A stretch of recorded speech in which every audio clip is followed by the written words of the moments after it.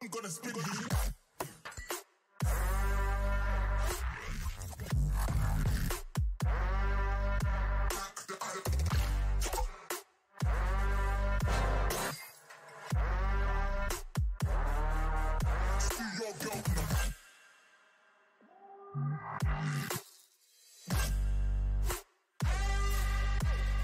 drugs.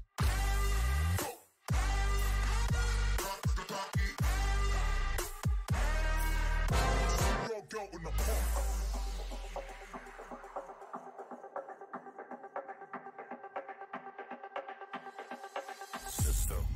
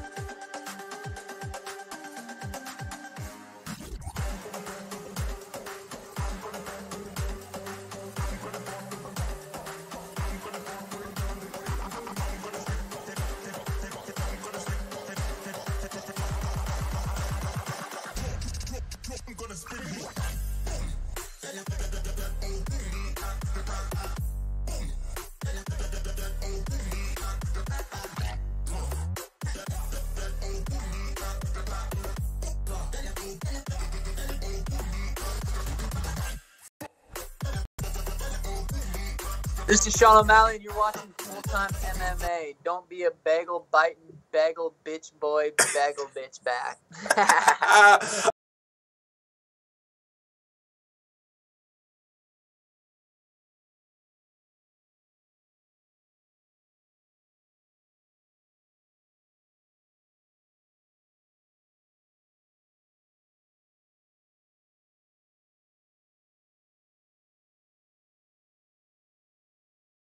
Wait, you guys can hear me now. No audio. Aha, I caught it early. So, what I was saying is, what is up, Full-Time Family? It's Tuesday, October 23rd. It's time to talk some MMA. Got some stuff to talk about, maybe about an hour and a half today. Who knows? We might even get a panel going on today if you guys are trying to, because it's a good day for a panel. It's a good day, Full-Time Family. I told some of you guys I was just fucking around on FanDuel with my brother and some of my real life friends and shit. Fucked around, came up last night. I risked like fucking, I don't know, like $15 and I won like 180. So your boy's coming up, making a good big return to football. I ain't been watching football in a while, but y'all see these motherfucking Chiefs. If y'all watch football, y'all know how the Chiefs are doing. It's never been a better time to be a Chiefs fan. My bad, guys. This is not football talk. Sorry.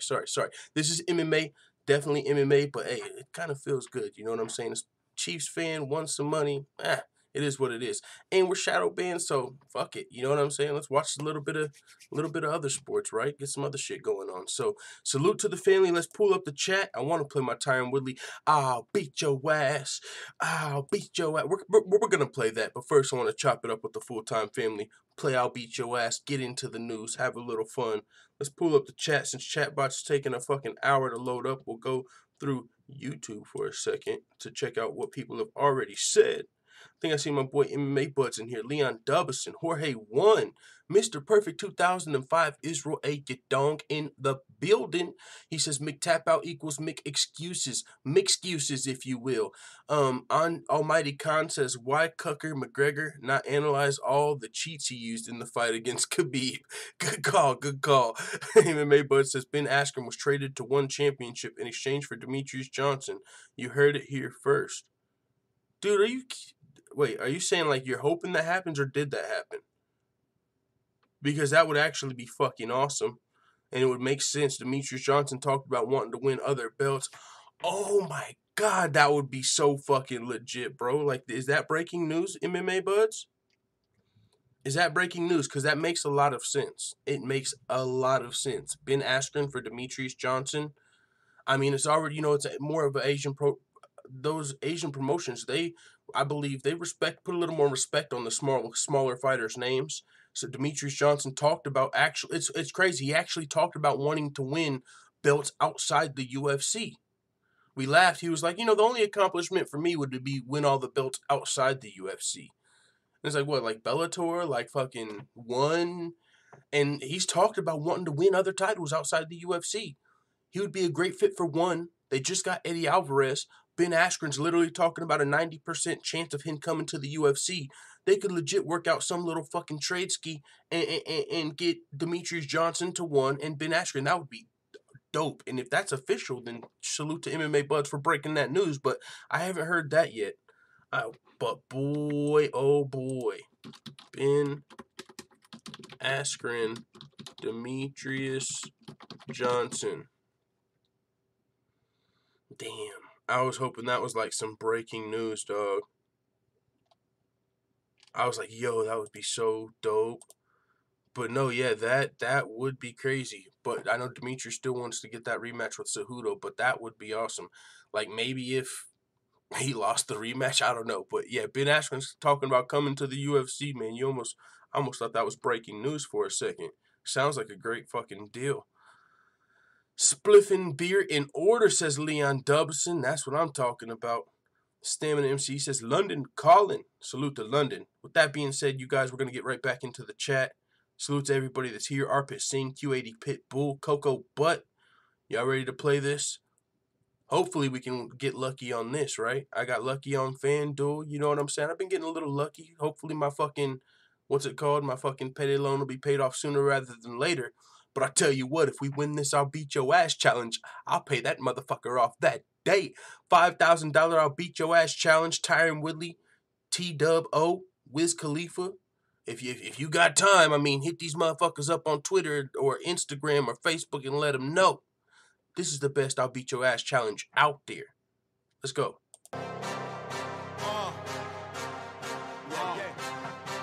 Best welterweight in the world. Oh God.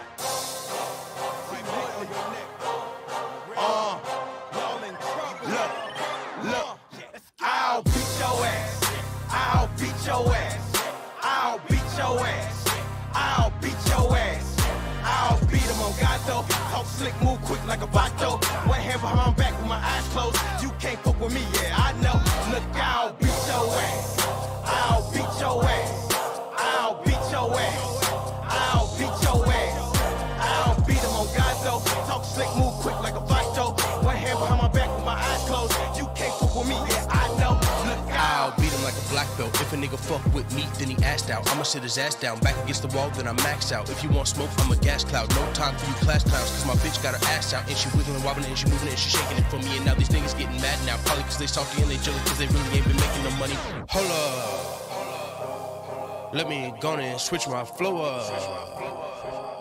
That's why everybody know us.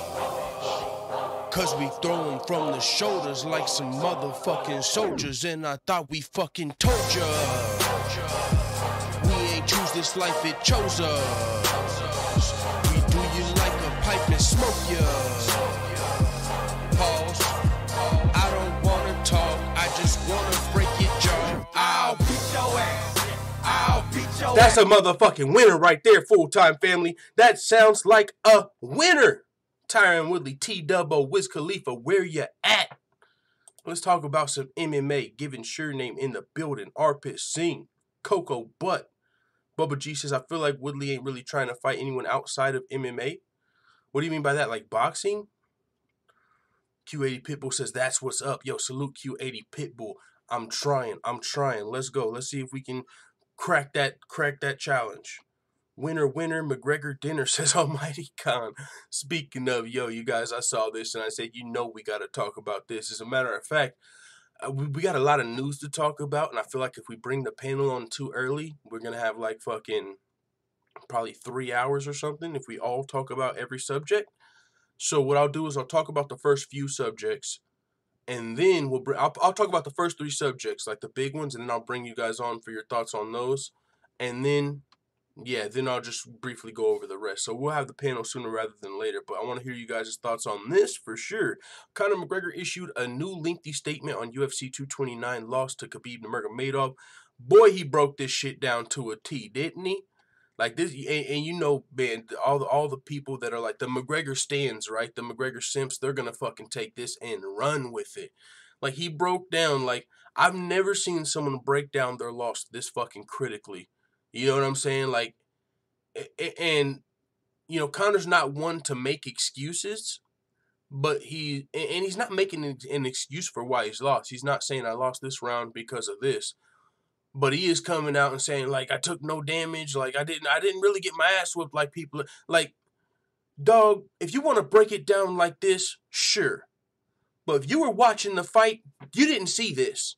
Everything we're about to read that Conor fucking wrote, this whole fucking biography, this whole Khabib versus Conor, the book, this is the book for Conor's version, right? Conor's side. Bruh. Unnecessary. This is one of those, I don't want to say saving face, but this is one of those where, you know what I'm saying, you got to give something to the people that love you, right, so they can defend you, right, because the way we saw it, Conor got dropped.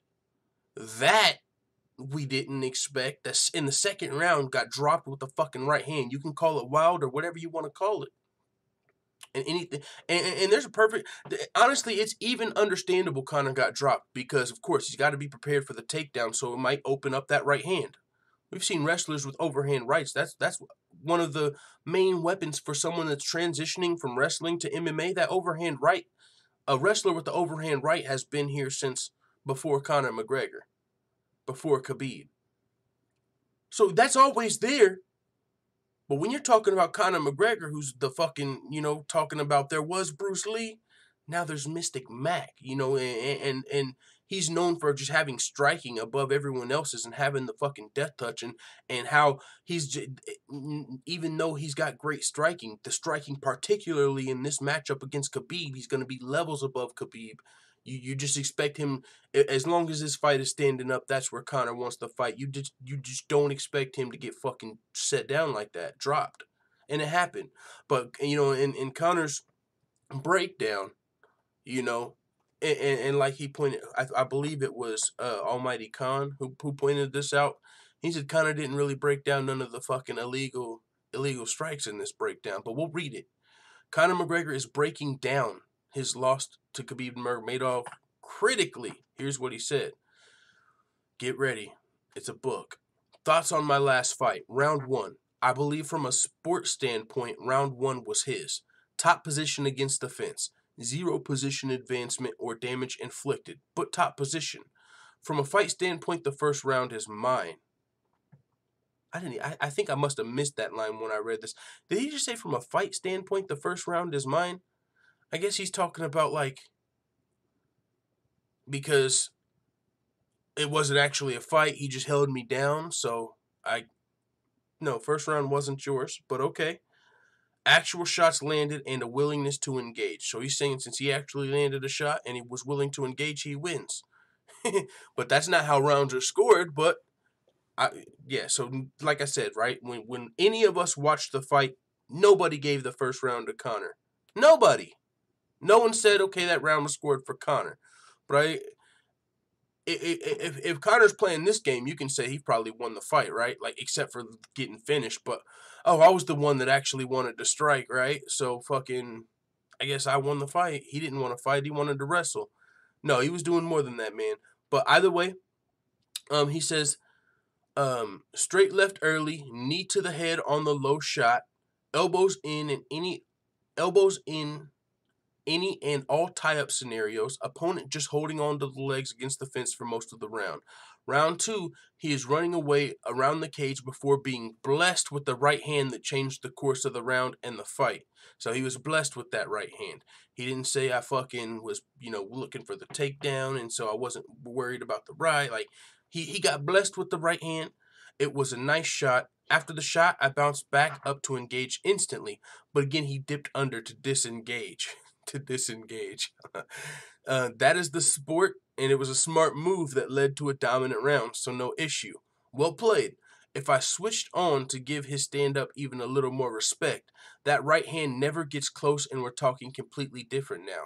But if you're giving his stand-up more respect, you have to give his wrestling less respect, so you have to pick your poison. If you're watching you're not going into a Khabib fight giving his stand-up more respect. Because you broke down the tape, you've seen everything you needed, you think he's a glass-jawed rat, you're not giving him respect going into the fight. So that's 100% hindsight is 20/20. There's no way you can go after you get dropped by Khabib and say, if I gave his stand-up more respect, it doesn't get close. Yeah, no shit. Yeah, of course, but that you have a game plan going into a fight, and your game plan is you have to be prepared for his wrestling. There's no way you can go into a fight with Khabib and be as focused on his stand-up as his wrestling. You always have to worry about that wrestling, which opens up the right hand. You have to pick your own poison. If you're worried about his stand-up and giving that respect, good fucking luck defending that takedown. So this is hindsight's 20/20, but you know what I'm saying? This is still something for the McGregor fans to grasp on. And even not even just McGregor fans, right? Even like some Diaz fans. Nick Diaz and Nate Diaz, they're guys that probably agree with this. Well, he landed strikes and was trying to engage, so fuck that. He was the one trying to fight. Even though the round scored for Khabib, I had it for Conor. There are people that do agree. Whoever's trying to fight and trying to engage is who they like to see and who they root for. And so those are the people that this would appeal to. But anybody that respects grappling saw an ass whooping that night. But he says, I gave his upright fighting no respect in preparation. Yeah, because it's Khabib. No specific stand-up spars whatsoever. Attacking grapplers and wrestlers only. That won't happen again. I also gave my attacking grappling no respect. Too defense-minded. Lessons. Listen to nobody but yourself on your skill set. Oh, shit. He says, listen to nobody but yourself on your skill set. You are the master of your own universe. What do you mean, like coaches? Listen to nobody but your else? What do you mean, you got to coach yourself? I am the master of this. I must take my own advice. Round 3, after the worst round of my fighting career, I come back to win this round. Again, walking forward, walking him down, and willing to engage. Round 4, he just skips over the round he won. Like, all right, we all know I won that round. So I got that round. Round 4, my recovery was not where it could have been. Recovery? Cardio? Either way, my recovery was not where it could have been. That is my fault. Although winning the early exchanges in 4, he dips under again, and I end up in a bad position with 3 on the clock. I work to regain position. I end up upright with my back to the fence. A stable position. Here, however, I made a critical error of not fighting. No, I'm just kidding. I was going to say not fighting the hands. I made a critical error of abandoning my overhook at this crucial time, exposing the back. I end up getting beat fair and square. What can I say? It was a great fight. It was my pleasure. I'll be back with my confidence high, fully prepared. If it's not the rematch right away, no problem. I'll face the next in line. It's all me, always, anyway. See you soon, my fighting fans. I love you all. Now, the last part was the best part for me. He said he's willing to fight the next in line, which in my opinion, of course, would be like a Poirier or something like that. But for McGregor next in line, I think could easily be Diaz as well. Diaz is still ranked. I mean, he was going to be fighting the top contender. Everyone wants to see Diaz versus McGregor 3. It'd be I don't want to call it a warm-up fight, but as far as against fucking Khabib, anyone's a warm-up fight when you're not fighting Khabib. I'd rather you fight anybody than Khabib again right now. Good fucking luck if that's the plans. Get a little fight up under you. Maybe it's Diaz. Maybe it's even Aldo. I don't think Aldo's next in line. Diaz is closer than that. But Conor's saying if it's not the rematch right away, I'm willing to face the next in line. Now the big question is he willing to be a co-main event? Because I want to see Khabib versus Ferguson and McGregor versus Diaz on the same card. That way, if Diaz or fucking anyone in the main event, Khabib and Ferguson has been put together 4 times, and it's never came through. If you get McGregor and Diaz on the co-main event, well, if Khabib gets injured, or if Tony Ferguson trips on a cord, McGregor can step into the main event. But I know a lot of people don't see McGregor playing second fiddle to fucking any UFC fighter, second fiddle. McGregor's not a co-main event guy.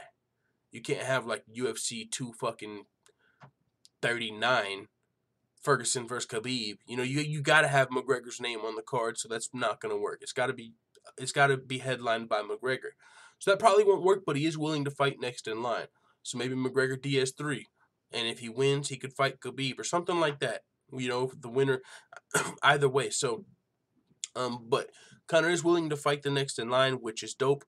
But as far as his breakdown of the fight, like I said, and it was pointed out earlier, he didn't mention anything about the illegal knees, nothing like that.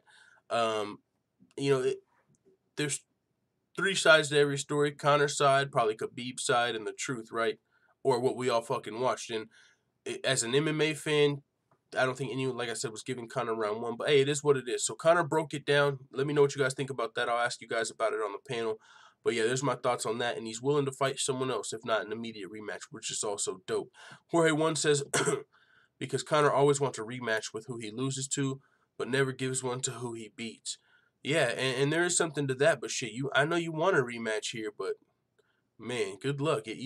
This is one of those ones, right? It's like, oh, you want a rematch, right? Like, you get a rematch and it doesn't go your way. And it's like, where do you go from there? I mean, you still would have options, but I just don't even think even if you want the rematch here, it's not even in your own best interest.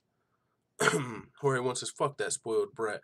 Yeah, I hear what you're saying. I mean, this breakdown surprised me when I saw it. Like, this is the most I've ever seen somebody fucking critically break down their loss, you know, without giving an excuse. Like, I came into the fight injured, like, well, you see, the first round, yeah, I kind of got, like, dominated in the first round if you look at it from an MMA standpoint. But if you look at it from, like, a boxing standpoint, you can say I won. You know, boxing doesn't score takedowns, so I guess if you look at it from, like, a boxing or, like, a street fighting perspective, you can say I won that round. Or if you like me, you know, but Jorge 1 says, no, I'm saying Aldo. Bubba G says, Conor sounds like Joanna J. Joanna Young J check. I mean, she came out afterward talking about, like, Rose must bow down to me and shit. But yeah, I've heard people point that out too. So yeah, we'll move on to the next topic so we can get the panel on here.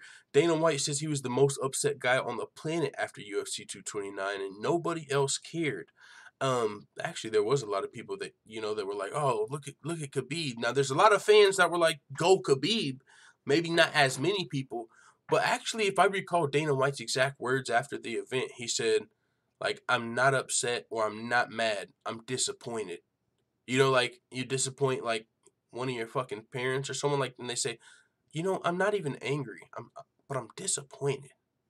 You know what I'm saying? Like, that's how Dana felt. Like, that's literally his words. It was like a quote, like he gave like the disappointed dad, like, I'm not even angry, I'm just disappointed.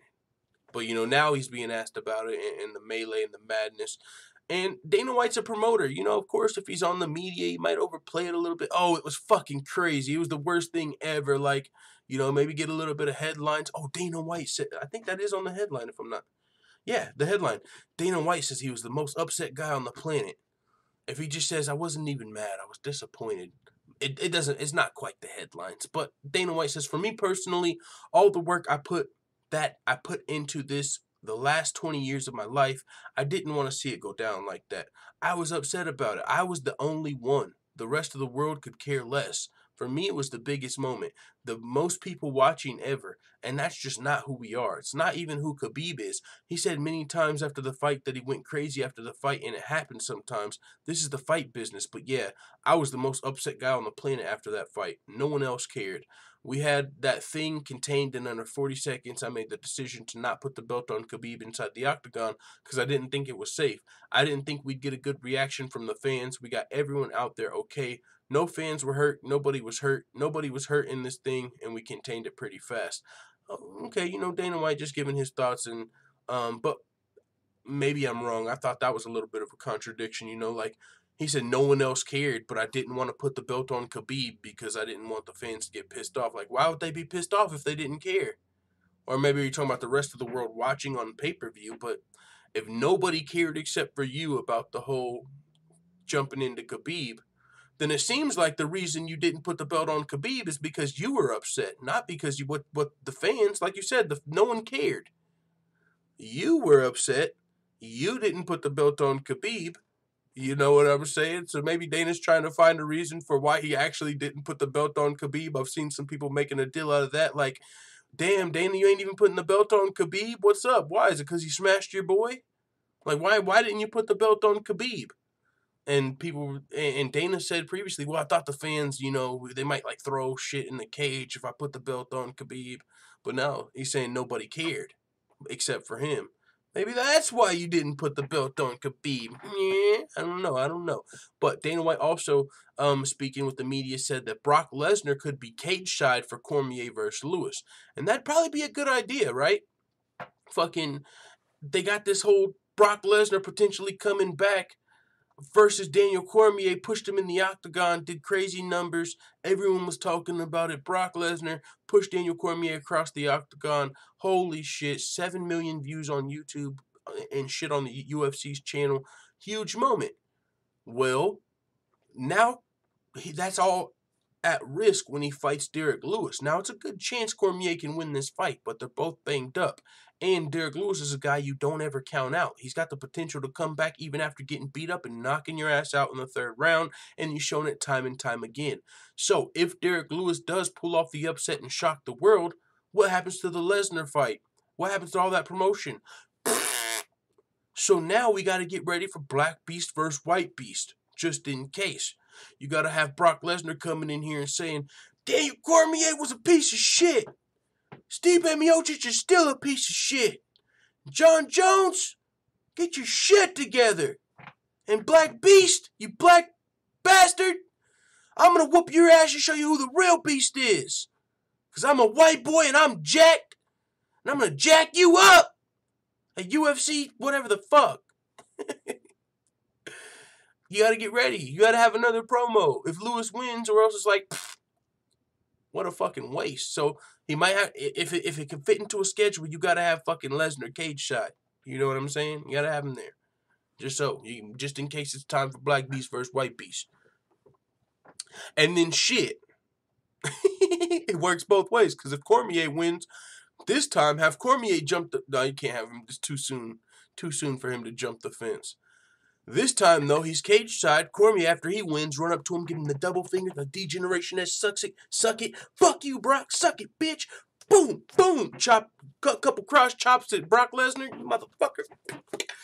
Fuck it, do like 7 of them. That'll make it funner. 7. Bitch, bow, bow, bow, bow. We're just fucking all over Brock. You know what I'm saying? Or yeah, I see Q80 people saying my balls are hot. Fucking Brock Lesnar come in the octagon. Your balls are hot. I'ma cool them some bitches off. Pause. What? That would go viral. That would go viral if he said, I heard your balls were hot. Well, motherfucker, I'ma cool them some bitches off. What?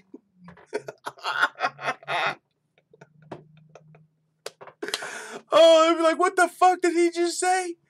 Like, bro, what I'm saying is you gotta have Brock Lesnar cage side for a promo and some sort of viral moment or something to promote the potential fight if Derrick Lewis wins the fight. With that being said, man, I'm telling you, 10 cross chops. With that being said, we're about to be talking about Ben Askren potentially coming to the UFC. He said there's a 98% chance he's coming to the fucking UFC, dude. 98% chance. He's 18-0. It's time to start getting to know Ben Askren if you don't already. One of the best wrestlers out there, never made it to the UFC, probably because his style, you know, the UFC in the past tried to get a little bit away from the wrestler style. If you're not working to finish the fight, if you're one of those guys that like to lay on guys and try and win the fight that way, and it's really boring, and your fights get booed more than often, the UFC, you know, a lot of the times they would cut those dudes or maybe not do a deal with someone if they thought that's how you fought. If you don't have the most exciting fighting style, because the UFC is trying to be entertaining. And so we saw like John Fitch didn't have the best run with the UFC for some of those reasons and shit like that. So Ben Askren never really got his shot to the UFC. He fought for Bellator, fought for one, champion, 18-0, never got to fight for the UFC, but he's one of the best welterweights in the world. So with that being said, he's saying now there's a 98% chance he's coming to the UFC. And before we talk about that, I think it's a good time to play Dana White versus Scott Coker. It's time for an intermission. UFC Yankovic, Bellator. I'm repping Bellator because, I mean, the UFC's making a good move here, but there's a lot of other promotions out here now. PFL, Bellator, one championship. Like, there's a lot of fucking, even outside the ACBs and the KSWs, like, there's actually a lot of fucking good promotions outside of the UFC. There's a lot of fucking competition now. PFL was awesome. We watched that last weekend. There was no... PFL is fucking dope with their new format. So, Bellator. Let's go. And then we'll get back into the news and we'll get the panel on here. Actually, while I play this, I'll get the Google Hangout ready. Perfect.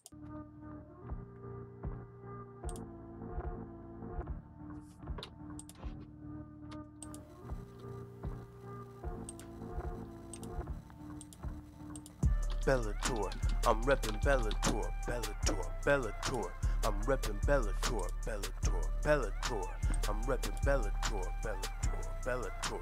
I'm reppin' Bellator. Look, Dana White, you found a fight. You said some shit that I ain't like about Bellator, so now it's time to back it up. Now grab the mic. You slap the fighters with the Reebok deal and treat them like some fools. I ask the fighters how the people feel, so people think I'm cool. Yeah, Scott Coker, baby, you ain't fucking with us. I'm like a stockbroker, baby, and I'm running it up. Go get your pot holders, baby. I'm like the oven to touch, and you can get Conor or Tony, Dana, my Chandler, fucking him up. Whoa, whoa there, Scott. Whoa, what the fuck? Maybe when you smoke your pot, you shouldn't smoke so much. Because I know that you're high. Michael Chandler would die against Conor or Tony. Homie, so don't even try. Now, should I keep it with you or should I get on your roster? Even Jimmy Smith is just a roster imposter. You got James Gallagher, he just wanna be Conor. You got Rory McDonald only cause we didn't want him. You see, Scott Coker, me and you, we are not kosher. You're not a stockbroker, boy, you're a stockholder. What the fuck were you thinking, sending that shitty diss my way? You need to think before you diss. While you're at it, take these flyweights. Bellator, I'm repping Bellator. Hey, let's get this motherfucking panel on deck. Where's the panel? Hangout, properties. Okay, so it's in there like swimwear. Now we got to go to the chat. Where you at, chatbot? Chatbot in the building. Here we go. Alright, guys, hopefully we don't get no fucking trolls in here, but if we do, hey, I gotta figure out how to fucking do the control panel, because we got like, what, 51 people watching right now. Even if we do get a fucking... I don't know. Because this is the problem, right? If we get a troll in here, I can't kick them off the Google Hangout. So, you know what I'm saying? Well, I would have to shut the Hangout down and just interrupt the flow of the show. So hopefully, crossing my fingers, gambling. If you want to talk MMA, hop on, give your thoughts. We're down with that. And hopefully the flow of the show doesn't get interrupted. I mean, we talked about quite a bit already. Few good topics, but we got a lot to talk about. Some upcoming fights. Maybe I'll talk about those after the panel is over because, yeah, Sean O'Malley update, Lobov. Yeah, we got some shit to talk about. So yeah, we'll have a fun little panel for the rest of the show. All right, guys, let's do it. With that being said, I'm putting the panel in the chat. Hiya. Someone said, let's do it through emails. Oops. I tell you what, if we get any trolls, and I'm just going to get an email list, a mailing list, so I can just send it to the same people every time we do a hangout. If we get any trolls, I'll just shut it down and restart it, and then I'll do it through emails. But, we're gambling, and it'll be fun. Maybe it'll be entertaining. All right, so, and people are dropping out now. You know what I'm saying? We're down to 43, so maybe less trolls. All right, there's the... Yo, what's going on? All right, I got to fix This is Sean O'Malley, and you're watching Full Time. Take that off. What's going on? I think I heard given sure name. Yo, man. What's going on, good sir? I'm hoping Infamous jumps on here. I want to hear his thoughts. We've been chatting in the chat, but I want to hear his thoughts on that post. Yo, what's up, surname? There What we up, go. dude? What's going on? All right, we got that fixed. Now, let me see where the hangout. Oh, that's webcam. Okay, hangout. Boom, boom. All right, so the hangout's not on the screen right here. Try and fix that. All right, we'll see if it comes up over here. If we can get the hangout on the screen to where people can see who's talking. There we go. It'll work on this side. All right, so what's going on, everybody? First things first, salute to the panel. We got Given Sure Name and Infamous MMA on here. Make sure you subscribe to Infamous MMA. Check out his channel. He's going to be starting up a channel and, show him some support. So, with that being said, Given Sure Name said he wants to hear Infamous's thoughts on Conor McGregor breaking down that loss so eloquently. What are your thoughts, Infamous? I think it's good that he finally acknowledged the loss, since he didn't do like a post-fight interview, for one. I didn't like what he called wrestling disengaging. I was like, really? But it's not like he was dismissing wrestling, because he said Khabib still won the round from a sports standpoint. That's just something he personally doesn't like, but he still acknowledged that he won the round if you're judging the fight. So I don't think he was saying like fuck wrestling or whatever. He was just saying, personally, I think if you're holding somebody down, you should be striking and trying to advance position instead of staying in guard. Other than that, about the right hand being blessed, I didn't agree with that. That was, Khabib set that right hand up from the takedowns, and Conor got to be aware of that. I think he did underestimate Khabib striking a little bit. He was just walking forward like hands lower than usual. But I think that's because you have to be ready for the takedown. Yeah. Like that's part of your game plan. I think Conor just thought he would be able to react to everything Khabib would do. I think Khabib was faster than he thought he would be, and Khabib, he's not flat-footed either. Like that's one thing that Conor said that wasn't true. Khabib is not a flat-footed fighter. He moves around. So, and Conor was kind of chasing him too. So as far as the post, I like most of what he said. I didn't like the disengaging in wrestling, but that was just a personal thing that he was just saying. But I just like that he acknowledged the fight, and the best thing he said was that he'll fight who's ever next in line. It doesn't have to be a Khabib rematch. Yeah, so I agree with that. That's the best thing he said, in my opinion. So, what's your thoughts on that, Sonny? Yeah, I mean, I like what you said, and feel like you're given a pretty balanced position on it. I guess I think that it sort of shows his mindset towards grappling. I mean, like you said, he wasn't necessarily shitting on wrestling, but it does remind me of the Diaz brothers. If you get top position and just hold it, then you're not really fighting. And the difference is that the Diaz brothers don't get finished when they get wrestled. So they have more of an argument than Conor. Yeah, that's true. They have a better argument. To me, it really does point to his mindset towards grappling, and I think you could look at like Dylan Dennis as his grappling coach and say, this is a guy who said that he was the better version of Khabib coming into this fight. And so Conor saying that he didn't expect him to have good striking, to me, that just shows you that he really did consider what Dylan Dennis does as some kind of preparation for Khabib. And to me, that's one of the biggest mistakes that I saw in this whole buildup was Dylan Dennis is not a replica of Khabib. Dylan Dennis is an amazing BJJ guy and all that.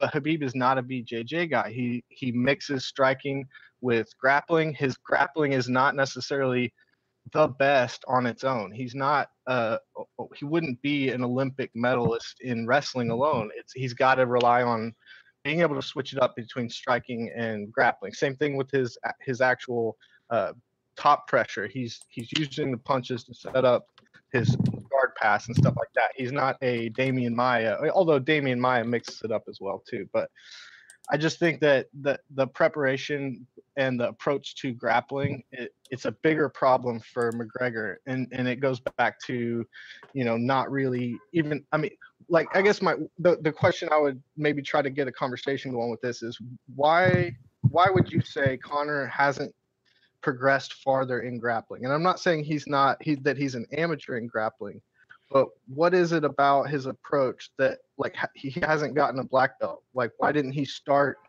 taking grappling a little bit more seriously from the beginning, to where however many years into this, he should pretty much be like a black belt by now?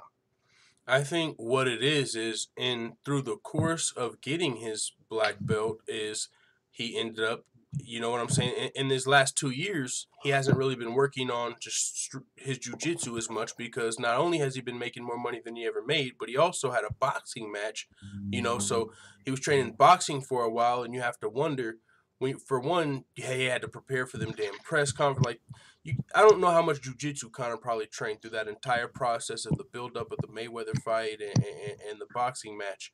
And then afterward, he's got more money than ever, and he's got to fucking worry about his cardio, his jiu-jitsu, his wrestling defense, making sure his striking. There was so much coming back after 2 years in just a boxing match. I just think there's too much of a gap to cover for an MMA comeback in that time from the boxing match.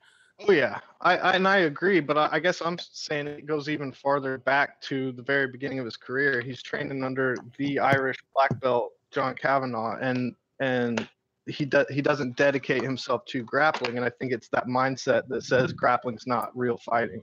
Yeah, that's a great point. Okay, so I want to get you guys' thoughts on this next subject. Not so much on Brock Lesnar being cageside. That's kind of trash talk. But Ben Askren to the UFC. He says there's a 98% chance that he's coming to the UFC. For one, what do you think about Ben Askren potentially coming to the UFC? And are there any fights you would love to see for his first fight in the UFC potentially? Do you think he should, like, immediately come to, like, there's been talks of Askren, GSP. Like, I don't think he'd fight Woodley, which is interesting, but do you think Askren is a big enough name to come into, like, a super fight immediately, or would you like to see him come in and, like, fight a top welterweight contender first? Well, I mean, it's not like Woodley's a big name to be asking for big names. Well, I mean, him and Woodley are like teammates. I'm saying not because of that. I wasn't saying that. What's his goal to coming? I'm saying, like, they're teammates. I don't think they would fight each other. Period. Yeah, they said they wouldn't fight each other. Yes, that's what I'm saying. But I don't know. I'm saying, like, GSP, Nick Diaz, fucking Woodley, like those are the bigger names at welterweight. Jorge Masvidal would be a good fight for him. That'd be a bad really matchup easy for fight Masvidal. Yeah, that'd be a bad matchup for Masvidal. It'd be a winnable fight for Askren for sure. How about Askren versus Damian Maia? Ooh, I like that. I like that. That's a great matchup. Yeah. I mean, I would love to see all these matchups with Askren, but is it even at all remotely realistic to think of him in the UFC? Isn't he still under contract? Well, they're working that out, apparently. Oh, okay. MMA Buds came in, and I don't know if he might have, I don't know where he got this from, an underground forum, or if it's just ideally. The beginning of the show, he said, fucking, you heard it here first. One in UFC making a trade, Ben Askren and Demetrius Johnson. Now, one, and that sounds like a very actually reasonable trade. Well, depending on where you consider Ben Askren. Demetrius Johnson is worth a lot more, I believe, but to the fans and to the UFC, I feel like Demetrius Johnson, who has even talked about wanting to win titles outside of the UFC, he and it's a more Asian-based MMA promotion. They put more respect on smaller fighters' names. He could go over to fucking Japan, be the face of one, still be twitching. You know what I'm saying? Like it would be a fucking great place for Demetrius Johnson, who doesn't get enough respect in the UFC, people believe. I mean, and honestly, aside from the rematch with Cejudo, after that, I guess he could go on to defend the belt again. But it would be something fresh for Demetrius Johnson. Like, I think that was a good idea. I don't know if MMA Buds like heard some talks about that, or it's just an idea. But Ben Askren, yeah, as far as being under contract with one, I hear what you're saying. But as far as being realistic, somebody asked Ben Askren the question on Twitter, and he says, "Are you gonna fight in the UFC, mate? Can you give a percent on it?" He says 98%. That's almost a guarantee. And then on top of that, Ariel Helwani fucking doubled down and said, actually, let me get back to his tweet. He said, actually, there's been some surprising fucking movement on this Ben Askren to the UFC deal. Let me pull up Ariel Helwani's tweet exactly. But Ariel Helwani pretty much doubled down on it and said there is a good chance. You know, there's been some surprising movement on Ben Askren to the UFC. So, tinfoil hat time. He didn't say 90%, 98% chance yes. He just said 98%. So that doesn't really tell you yes or no. 98% chance no. But no, I think the fan asked, like, what are the percent chances you're in the UFC? But either way, yeah, that's funny. That's funny. Yeah. Okay, yeah, this is what Ariel Helwani said. I found the tweet. I'm told there has been some surprising movement as of late on the Ben Askren UFC dream, but nothing's finalized at this time. So, yeah, it's not finalized, but that's a high percentage from Ben Askren, 98%. And it says, yeah, are you going to fight in the UFC? Can you give a percent on it? So there's a 98% chance he's going to fight in the UFC at some point. So, I mean, that's the most optimistic I've seen anybody on this situation ever. Ben Askren, not too long ago, I think, was talking some smack about Dana White. So, you know, that doesn't help your chances. But shit, now we're up to 98%. So that would be dope. Man, Askren is such a weird dude. Did y'all watch the JRE that he was on? I don't know if I saw the full episode. Probably just some clips. Not the whole thing. He's really, really smart and all that, but he just has this weird attitude where I really don't feel like he wanted to be in the UFC all along. Like, he was fine just smashing cans in one and acting like he was the greatest or whatever. And I didn't get the sense that he actually tried to get in the UFC. Like, I feel like he was just willing to talk shit to Dana and all that, and it was never a big priority for him. Kind of like sabotaging himself so he didn't have to fight at the highest level. You know, I mean, he is 18-0. So, I mean, and for whatever that's worth, you know. Who's his best win? I'll have to pull up his record. I know he beat Koreshkov, he beat Lima, right? Okay.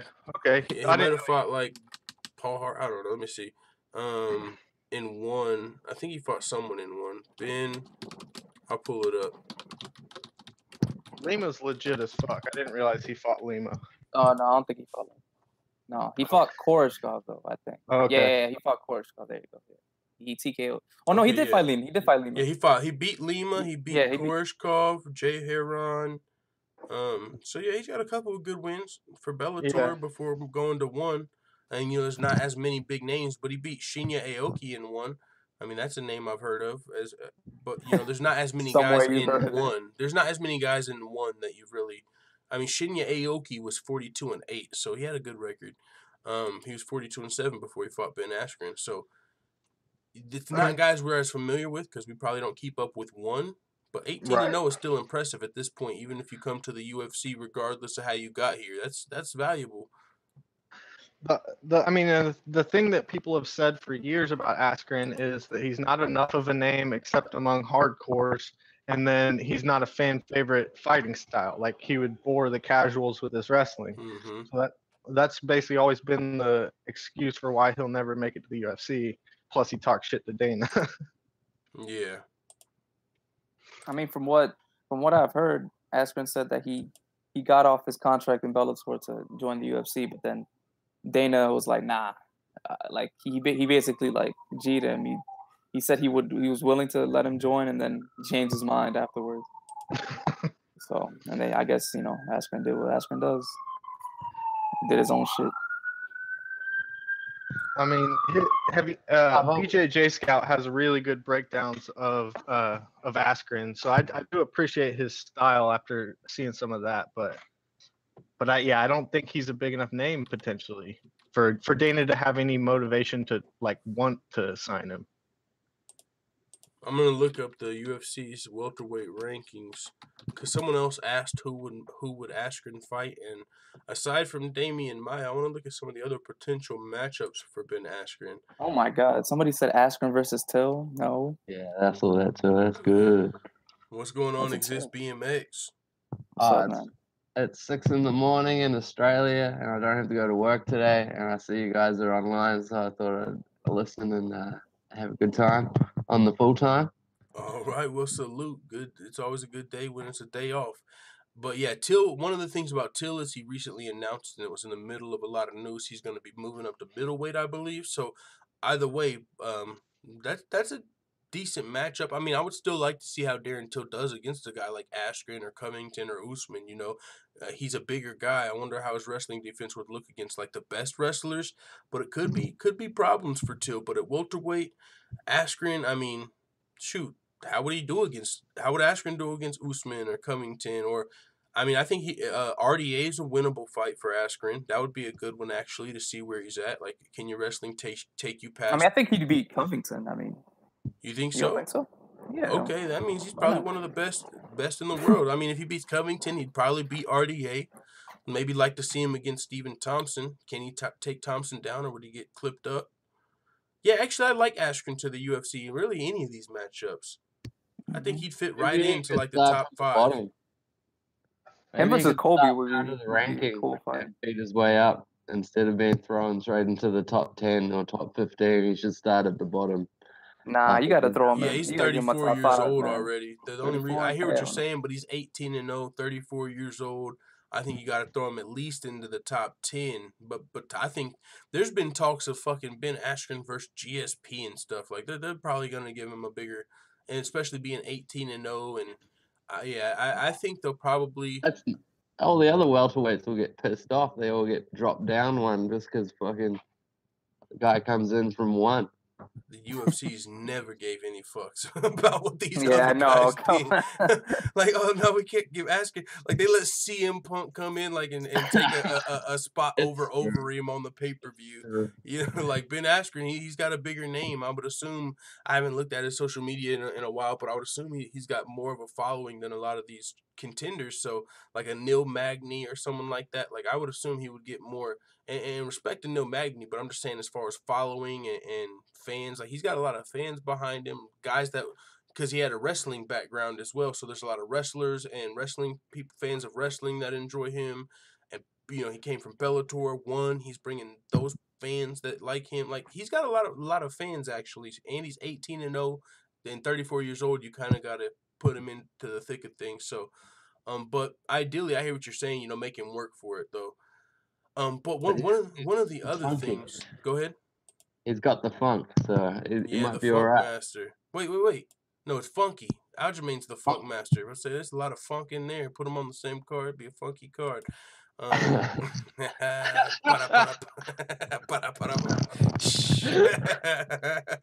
But Jorge says Askren facing the killers now, so we will see. Stamina MC says the vibe I got with Askren is he's kind of whatever about it. He'd happily go, but he's not going to beg for it because he knows he'll get treated just as shit as everyone else on top of that. Yeah, it's like, you know, he's not too optimistic that the grass is greener on the other side. But if there's anyone else that wants to hop in the panel, let me know. But until then, what are you guys' thoughts? I want to move to Daniel Cormier. He's fighting Derrick Lewis at UFC 230, but do you think that he'll fight at light heavyweight again, or do you think? Well, not do you think? What would you rather see? If Cormier beats Lewis and Jon Jones beats Gustafsson for the 205 title, would you rather see Daniel Cormier fight Jon Jones at 205 or at heavyweight? Because they've talked about wanting to fight each other at light heavyweight. Now, I'll ask you first, Infamous. I don't see why. I mean, I could see why Cormier wants to fight him at 205, but it's just so stupid. Like, you lost there, twice already. It's the same shit, but at heavyweight, you have more punching power. You knocked out Stipe. It's more intriguing, Why not give yourself more of a chance to win? But I feel like from the competitor standpoint, he's like, oh, I want to beat him at the weight he beat me. But I'm like, nah, come on. Do it at heavyweight. I hear that. Way better. Like Conor wanting to rematch Nate on the exact same terms. Like, if I beat you, I want to beat you there.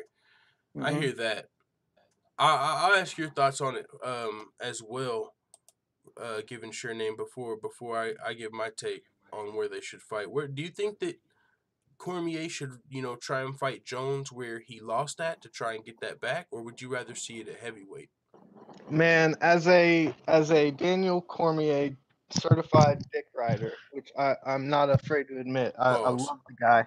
I do not want him fighting Jones again at 205. Not one bit. I don't see any real positive that can come from it. If he wins, it's still, well, you lost twice before. Like, yeah, I don't see that. I see that as him giving Jones what Jones would want the most or whatever, and he needs to kind of do what's best for him at this point, which, yeah. And I mean, it's not that I don't think he could win, but I just think that the chances of him winning are so small, and I don't know.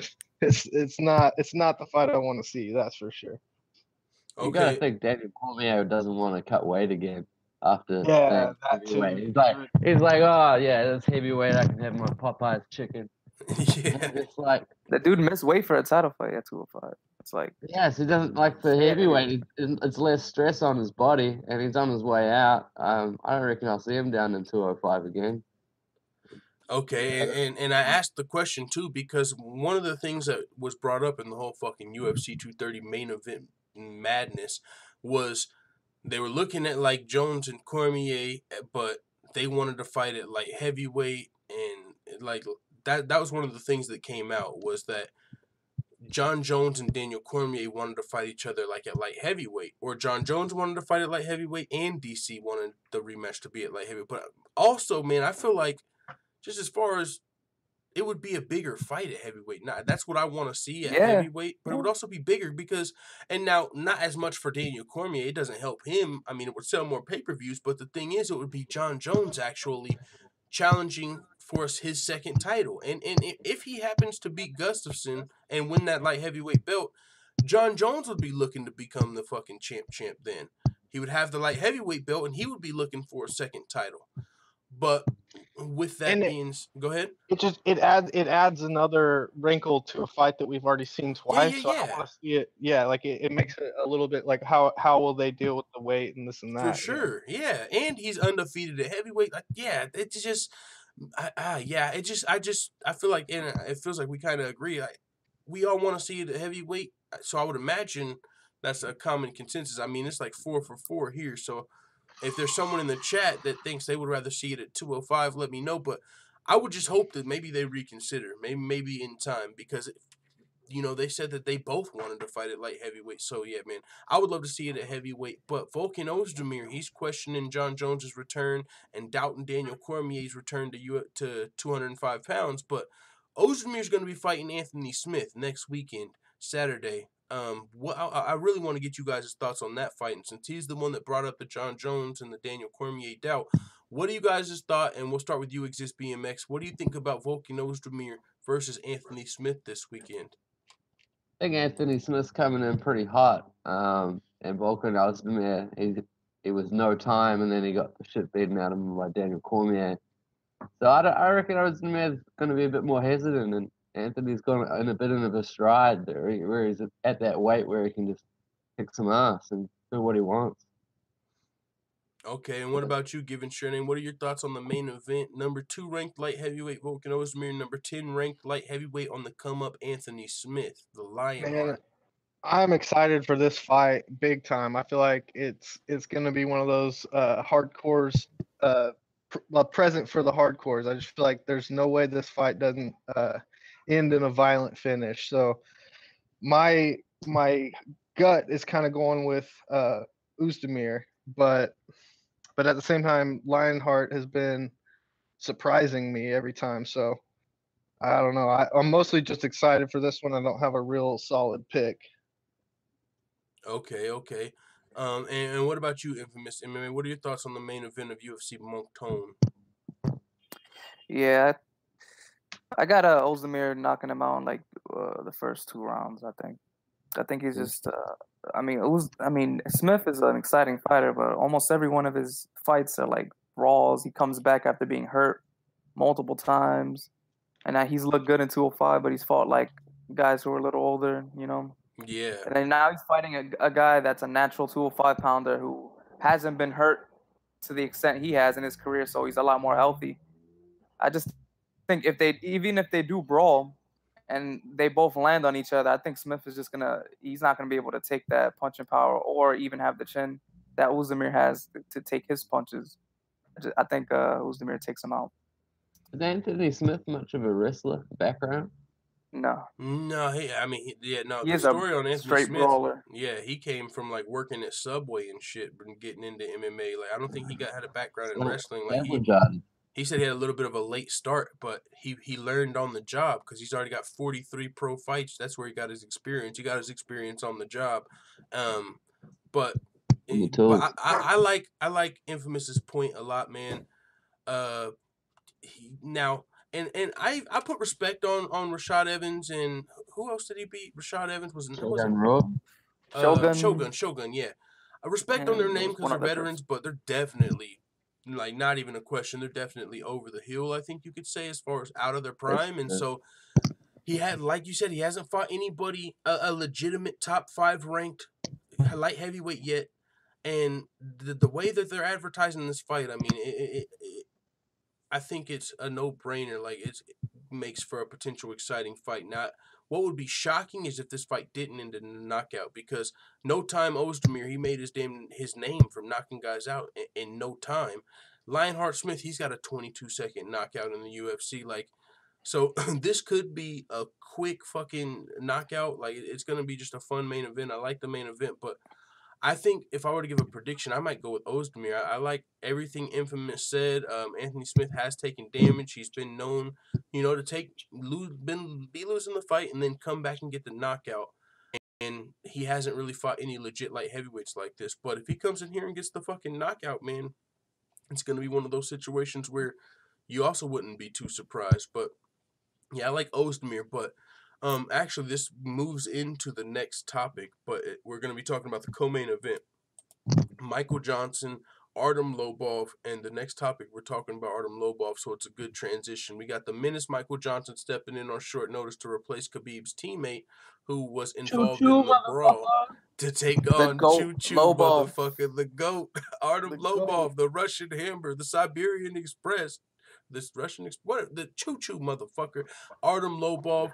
I don't even know if this fight's going to remain on the co-main event now that we lost one of them. But Michael Johnson's probably a bigger name than the other guys, so it should. But first, full time. Zubaira, he's fighting Artem. He's fighting Artem. Artem's the biggest name, bro. Oh yeah, it should be fucking main event. Should be the main event. Yeah, you got a good point there. This should probably be the main event. You got a good point. All right. If Artem loses, he will officially have a losing record. Let's just put that out there. I get it that it's all jokes, but I do get a little bit tired of I don't understand why he's in the UFC. That's not very good. Well, that's because 14 of those losses are robberies. Conor McGregor's gym bag. So was that draw? That he had. So was he even has a draw on his and a no contest. He got everything filled out on his record. That's fucking funny. Oh my lord! But what are you guys' thoughts on this fight? I'll just ask this: is anybody giving Artem Lobov a chance to win this fight? Considering Michael Johnson, he was on a little bit of a skid. He did snap it with the win over Feely, but is anyone giving Artem Lobov a chance to win this fight? Michael Johnson has an 8-inch reach advantage. In the pants. 8 inches. Oh my god, this is gonna be a bad night for. But he doesn't have the hammers. And this is one thing I do want to point out. He got Russia and Ireland in his fist. This is one thing I do want to point out about this fight, man. SBG has not been having a great run. This could be like, I don't want to say the final chapter because I'm sure they're going to make. Do we really count Artem? Come on now. Bro, yes. If you count James Gallagher and fucking, what's that girl's name? Something O'Connor. I can't think of it off the top of my head because I always think of Sinead O'Connor. But it's not. That's whatever her name is. Yeah, you know who I'm talking about. The female featherweight over in Bellator. Yeah, it's not Sinead because that's the singer, right? Yeah. Either way, O'Connor, she just lost to Janae Harding. You got Gallagher. he got smoked by Ricky Bendejas over in Bellator, knocked out. Conor did not look amazing. Artem Lobov is like the last SBG fight. He's got to pull out a W. These guys, they're going on a skid, Jackson Wink-esque. So Lobov, he's one of the last people to hold it down for SBG and try and get a win, but he's a huge underdog, I think, in this fight. Michael Johnson's fought a lot higher level competition, got a lot more skills, you could say. I mean, does he have a puncher's chance? Could he get a knock? I don't even know if he could knock Michael Johnson out or submit him. I don't know. I mean, he is used to scoring a southpaw. There we go. I mean, that's one thing you give him. He knows those the common southpaw counters. Oh, that kind of goes against him because he's comfortable eating that left hand. Basically, I was just about to say that left hand. If he's been Conor's punching bag for the Khabib fight, he's probably got a little damage. He's probably been taking. That's how I felt about James Gallagher. You've been sparring with Conor McGregor, man. You probably been eating too many fucking shots. He probably should have had a medical suspension between sparring with Conor. He's taking it all of his fucking. Trying to prepare on these guys. The harder you hit him, it's not gonna prepare you. But I don't know, man. Yeah, I don't see Artem Lobov having much of a chance. But with that being said, that actually I might bet on Artem just because I think the odds will go maybe good on him. Yeah, he's actually a 4-1 underdog, or 5-1. For some reason, you just get so excited when you see he's on the card. You're like, Artem Lobov, two motherfuckers. I don't care if he's going to win or lose. He's just going to be on. You're like, yes, it's going to be a good card. He's the hammer. He's the choo-choo. Definitely adds value to the card. I don't know what it is. He's an Irish-Russian and trying to be Russian and Irish. And it's just a joke. Russian and Ireland in his fists. Bro, he's mixed. Like he's like biracial but white. Okay. Oh, okay. My apologies. So Artem Lobov recently joined Ariel Helwani's show, and he broke his silence on the origins of the Khabib versus McGregor feud, and he said it starts with the chicken. He says, it might not sound very serious to you guys, but just so you know, chicken is one of the biggest insults you can give a man in Russia. He says, in fact, if you call someone a chicken in Russia, that is a person that gets raped in prison. In male prison, that's what a chicken is in Russia, and Khabib knows that, and everybody knows that, and it's a very, very severe insult. Oh shit! So every time he's calling Conor a chicken, that's got deeper. I've just been thinking of calling him someone that's scared. He's been saying he's someone that gets raped in prison every time. Oh shit! oh god, does that mean chicken's gonna get turned into like a trigger word? Never mind. Oh shit! If anybody calls somebody chicken in here, now we know. Dude, now you can't even eat chicken anymore. We gotta say we're eating bird. Chicken. Yeah, we can't eat chicken. That's gonna get turned into a trigger word, dude. Yeah. Fuck. Oh, man. All right, well, he says, of course, me knowing the severity of this insult, I had to respond in a hard way. And I think anybody would have done the same. If I didn't do that, then what kind of friend am I? You know what I mean? Of course, my response was pretty harsh. But I spoke facts. I talked about Khabib himself pulling out of fights all the time and the fact that Conor has never pulled out. And I said how he called him a chicken when he's the one pulling out all the time, but Conor has never pulled out. Okay, now I gotta stop right there because if you're taking chicken to mean someone that gets raped in prison, what the fuck does that have to do with Khabib pulling out of fights? Like, you can't say, oh, how are you calling Conor a chicken? That's the pot calling the kettle black. Because that's our definition of chicken. You're saying he's scared by pulling out of fights. We say, oh, how is he the chicken if you're the one pulling out of fights? I thought you were taking this as something that meant like someone that got raped in prison. So, but either way, let's just nitpicking a little bit. But no, that is the interview that led up to the whole hotel lobby confrontation, which eventually led to the Dali attack. But it was an interview that Artem Lobov did with Russian media, and he said, how is he calling Conor a chicken? And he's the one that pulls out of fights. He's pulled out of multiple fights, and Conor's never pulled out of a fight. So he was spitting facts, but he might have insulted. I think he called Khabib a pussy. Yeah, that's what I was about to say. He might have insulted Khabib as well, even though he was spitting facts. Now, I was spitting facts, but also, I called him a little bit of a pussy. But, I mean, he called Conor a chicken. So he called my boy a chicken. So I called him a pussy. Okay, well, but he said, look, it was a harsh response, but given the situation, I thought it was an appropriate response. And I didn't see how I could not respond that way. And to be honest, if I was asked 100 times in the same interview, the same question, my response would have been the same, even knowing what has happened since then. Well, damn.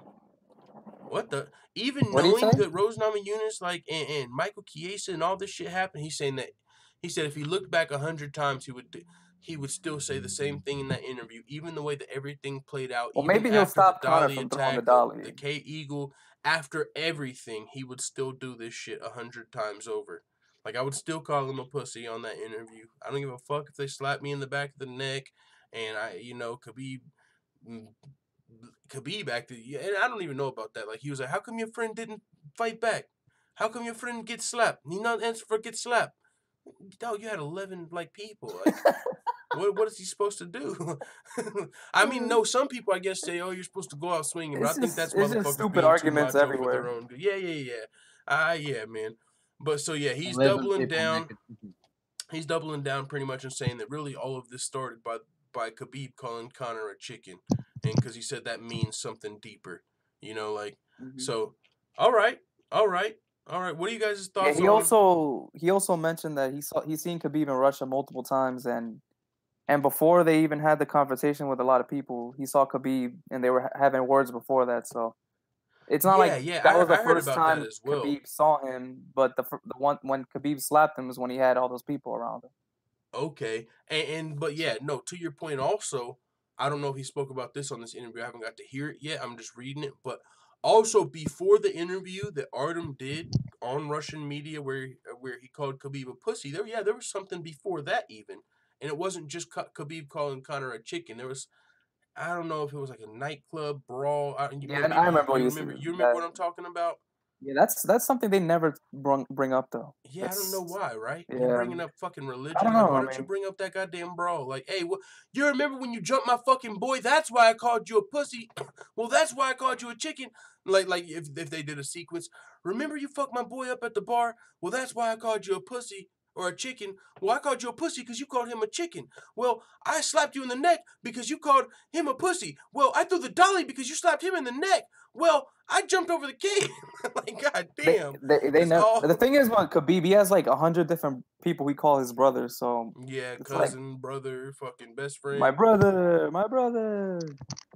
Yeah. So yeah, the shit is a little bit childish to me, and like obviously it gets attention. It's somewhat good for the sport in that sense, but I mean, one of the reasons I ever got into MMA is really more for like the respect aspect, and like you get into a fight, you have disagreements, but then afterwards you can shake their hand type of a deal. That's usually the fighters I respect a lot more, and so this whole thing to me is like kind of the worst part of MMA, I guess. Yeah, and this fight really brought out a lot of the worst. Diva. Like, oh, he called me a chicken, he called me a pussy. Like, who cares? It's a Are you fighters or divas? Yeah.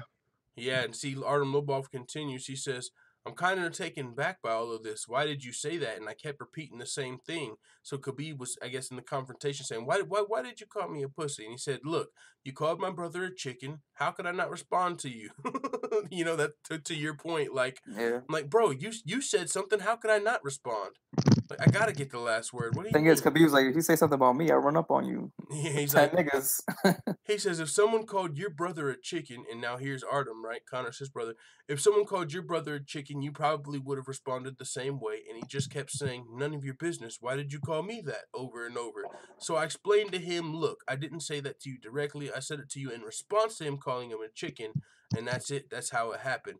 And that kind of, Artem, the picture Artem is painting there, and that you painted a little bit as well, Infamous, kind of, it goes to what Conor said, how he called, and I don't know how much is to it because Khabib broke the narrative when he jumped out of the octagon, but people had pointed out this, and they said that Khabib was like, they called him like, not like strength in numbers, but like, they felt like Khabib really was more bold when he was around his crew, and that's a little human nature. A lot of people are kind of like that, right? If you're around a bunch of people that that have your back, you might be a little more bold. Always around people. The one time he was in the UFC. Now, when he was in the bus. Yeah. Now, that is true, and a lot of people pointed that out. Like, oh, look, Khabib didn't get out of the bus. He shit in the bus. He never does anything without his crew. But I feel like he broke that fucking narrative when he jumped into nothing but Team McGregor with that flying eagle kick. I mean, his team was on the opposite end of the crew. He didn't look and see where his 11 brothers and cousins were. He jumped into fucking McGregor's crew, nothing but McGregor's team. That wasn't, you know what I'm saying? So he did do that on his own accord, but maybe, to be fair, you know, there's going to be some security and shit. But the funny thing about that is, like, there was, I don't know, one of Khabib's cousins, another one of his brothers was there. Like, they're everywhere, bro. I'm telling you. Yeah, They're right. everywhere. He probably knew, like, they had people north, east, south, and west. Like, they had all angles covered. No matter where I see Dylan Dennis, I'm good if I jump into that motherfucker after the fight. Dude, Khabib got an army with this motherfucker. Hell yeah, but so one last thing to say about that altercation is Khabib was in the middle of his weight cut, so that picture looks so intense because his eyes are just gone and shit. So obviously they get into a little bit of a different mindset when they're in the middle of that weight cut. So that might need to be mentioned, I guess. Okay, I didn't hear you. I was reading the chat, but the weight, he was in the middle of that weight cut, and that's why the picture looks so intense. Like his eyes were all sunken in, and so and people were saying he looked scared and shit, and he was cutting weight. Actually, yeah, that's a good point for sure. But with that being said, I mean, I want to hear you guys' thoughts on this as well, but I definitely got to give mine. My motherfucking dog, #free O'Malley. He is set to undergo hip surgery, which I actually like, and it's actually a good time because he's got this pesky fucking USADA situation where he got popped, and it was for they're looking for this. He got out in front of him. There's no guarantee if it was a contaminated supplement. They're pretty sure they know what it is. He's working with Jeff Nowitzki to figure it out. And when he presented the shit he was taking, like the caffeine pill, the brand of caffeine pills he had, as well as like all his supplements, he was like, oh, actually, those caffeine pills, we've had people pop for those before. So it's probably those. So it's probably those caffeine pills. But either way, since he's pulled out of his fight at UFC 229, and I talked about this a little before the fight while I was a little worried about the fight. He had the labrum tear, I believe, in his hip, and he was going to fight because it was such a huge opportunity. And that wasn't even the leg injury, right? Like, he hurt his leg in the Andrei Sukhomtov fight, and that's what he needed time to heal up from. Well, after that recovery, I don't know if it was during sparring, I don't know when it was, but he had a labrum tear, or it even could have came out of the fight, but he had a torn labrum in his hip, and he was going to undergo surgery, but when he had the big opportunity that was UFC 229, he was like, all right, I'll just do physical therapy.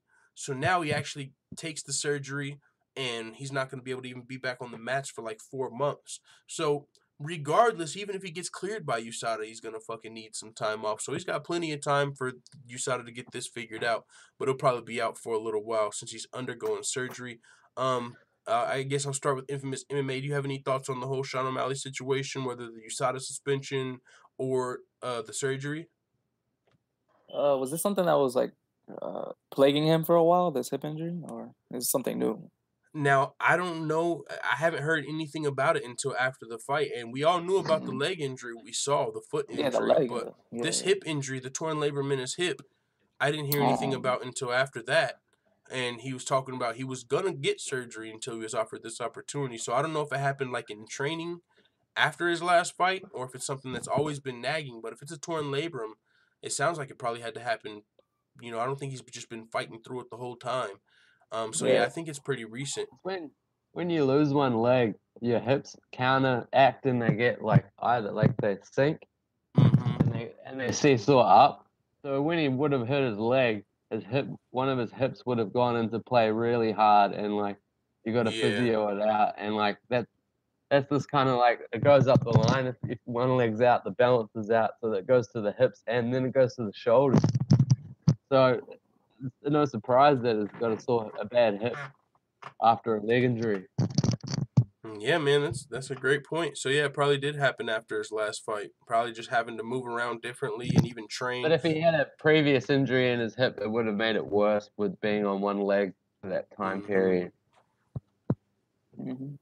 I feel like Sean O'Malley has really kind of laid the blueprint for how to handle a USADA violation. I think full time you've talked a little bit about this before, but I mean, he really handled because the new protocol is to not announce that there was a failure. And so what does he do? The next day, he goes on his own podcast, talks about it, tells the whole story. Then he shows up at 229 in the crowd, getting, basically showing like, hey, I'm not hiding from this. I'm not trying to disappear for a little while and let it die out. I feel like a lot more fighters are going to probably take that approach with their USADA issues. Yeah, no, I 100% agree. I think that's the best way. Like, because honestly, and I wonder, it hasn't happened yet because the policy's so new, but I wonder if he didn't announce it. Like, I wonder, like in future situations, if the fighter doesn't get ahead of it, I wonder if like rumors are gonna come out. Because I would imagine there are. Because even when Valentina got moved out of her Joanna fight, people were like, "Oh shit, USADA! What happened with Joanna? USADA!" Like, anytime somebody gets pulled off a card, people are gonna now think USADA.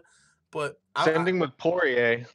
Yeah. Oh shit, Poirier's not fighting USADA. Like, what the fuck? Do you guys think Poirier's on? Like, what? Like, but yeah, that's gonna happen a lot now, which is interesting. But yeah, I wonder if it would have came out anyway. But yeah, no, I think he came out completely, got in front of it. That's the way to do it. And honestly, even if he didn't, like Sean O'Malley, I don't feel like anyone is a guy that looked at and felt like he was on steroids. Like, oh shit, he don't pass the eye test. Like, but at the same time, there's some people that believe everybody's on something. Like, And here's the thing with the eye test. Like, there's a lot of banned substances that aren't just trying to get you jacked or anything like that. It could be like for recovery. It could be for helping with your weight cut. Or all those. Yeah. I mean, there's been pretty pathetic physiques that have popped for steroids, like Josh Barnett and some other heavyweight. I can't remember his name, but he straight dad bod. I'm like, he probably should let him have steroids. He was fighting with.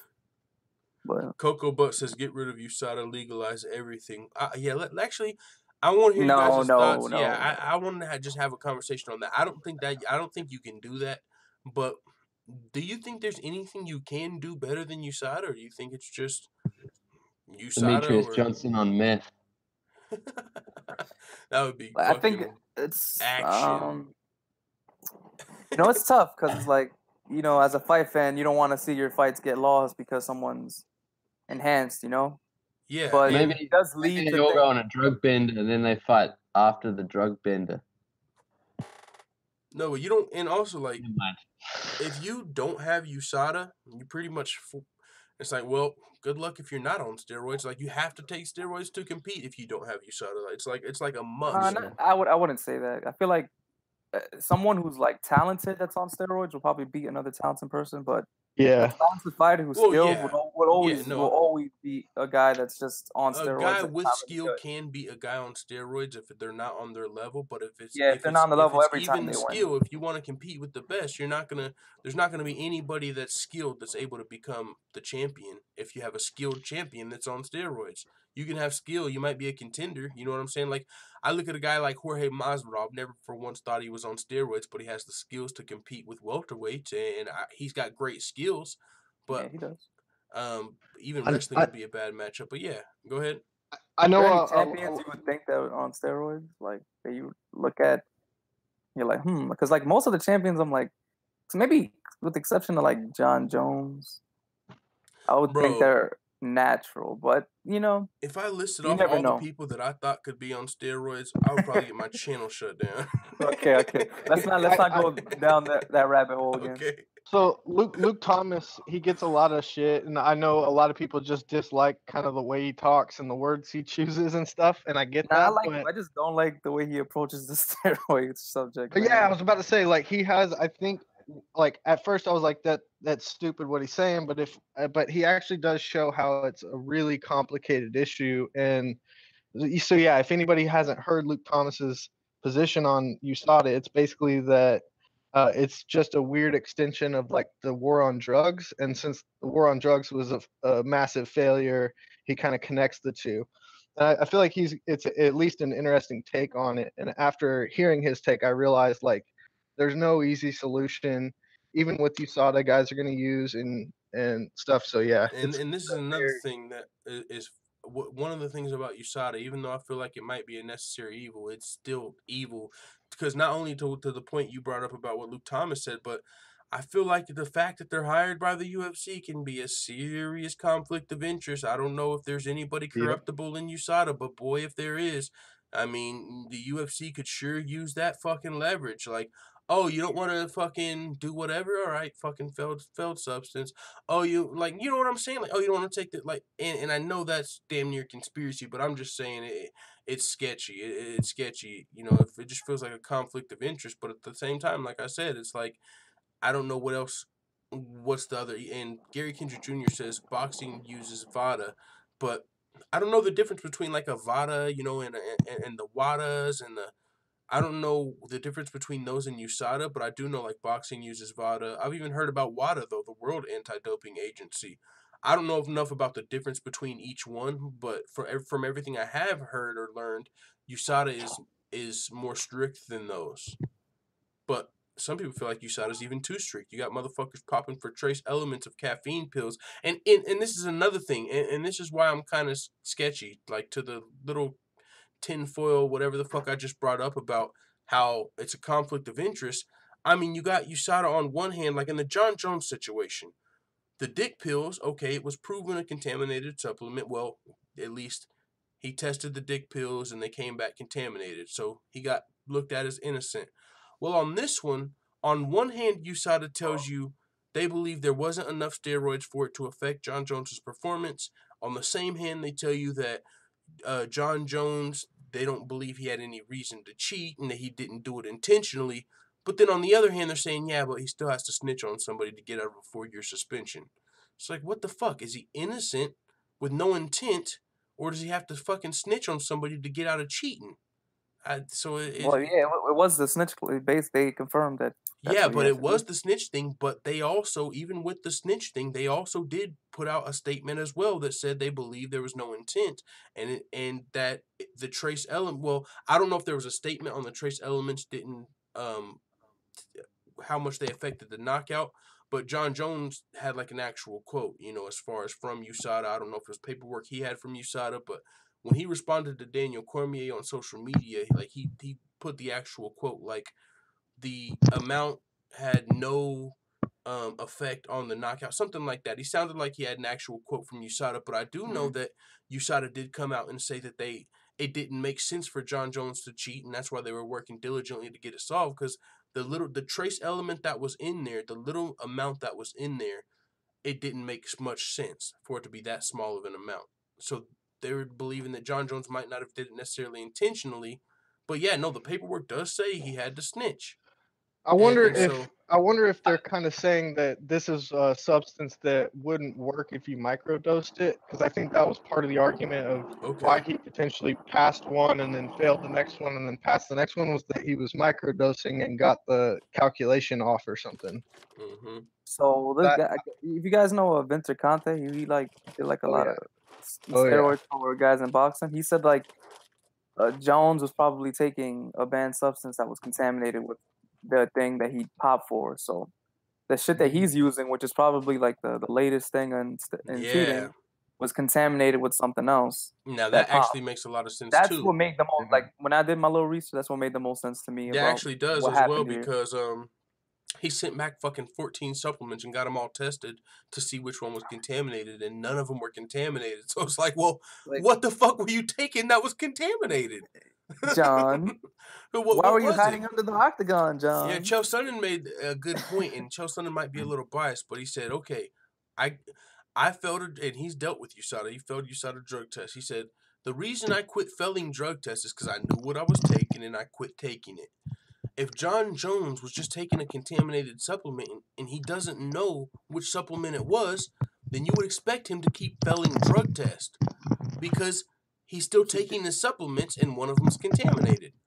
So if he's innocent, you would expect him to keep failing drug tests because he's got a contaminated supplement somewhere and he needs to figure out which one it is.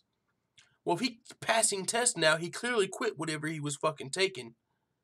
So, I mean, all signs really point toward Jon Jones taking performance. I mean, have you ever seen Jon Jones win by a head kick before that fight?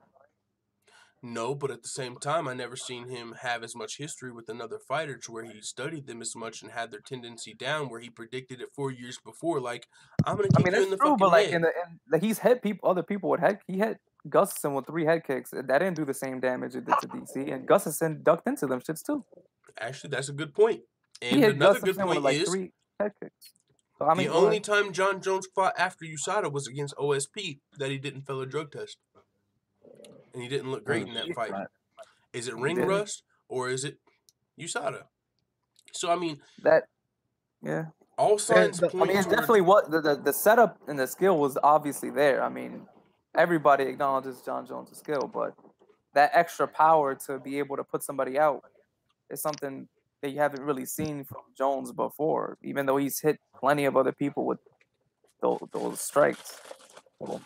Another one of the signs that points like y'all are saying, another sign is that with his brother and his other connections to pro athletes, he clearly, even from the very beginning of his career, well, actually, I don't know what phase his brother would have been at in his career, but he's always probably had connections that could get him this shit, the latest and greatest type shit. So, like, there's a clear cut, like, has he ever taken him? Like, there's a way to prove it, but you never really, people don't bring it up enough because you just have to go off the facts. But I'm just gonna, just for the sake of ending this conversation and moving to the next topic, I'm just gonna pull up this picture, guys.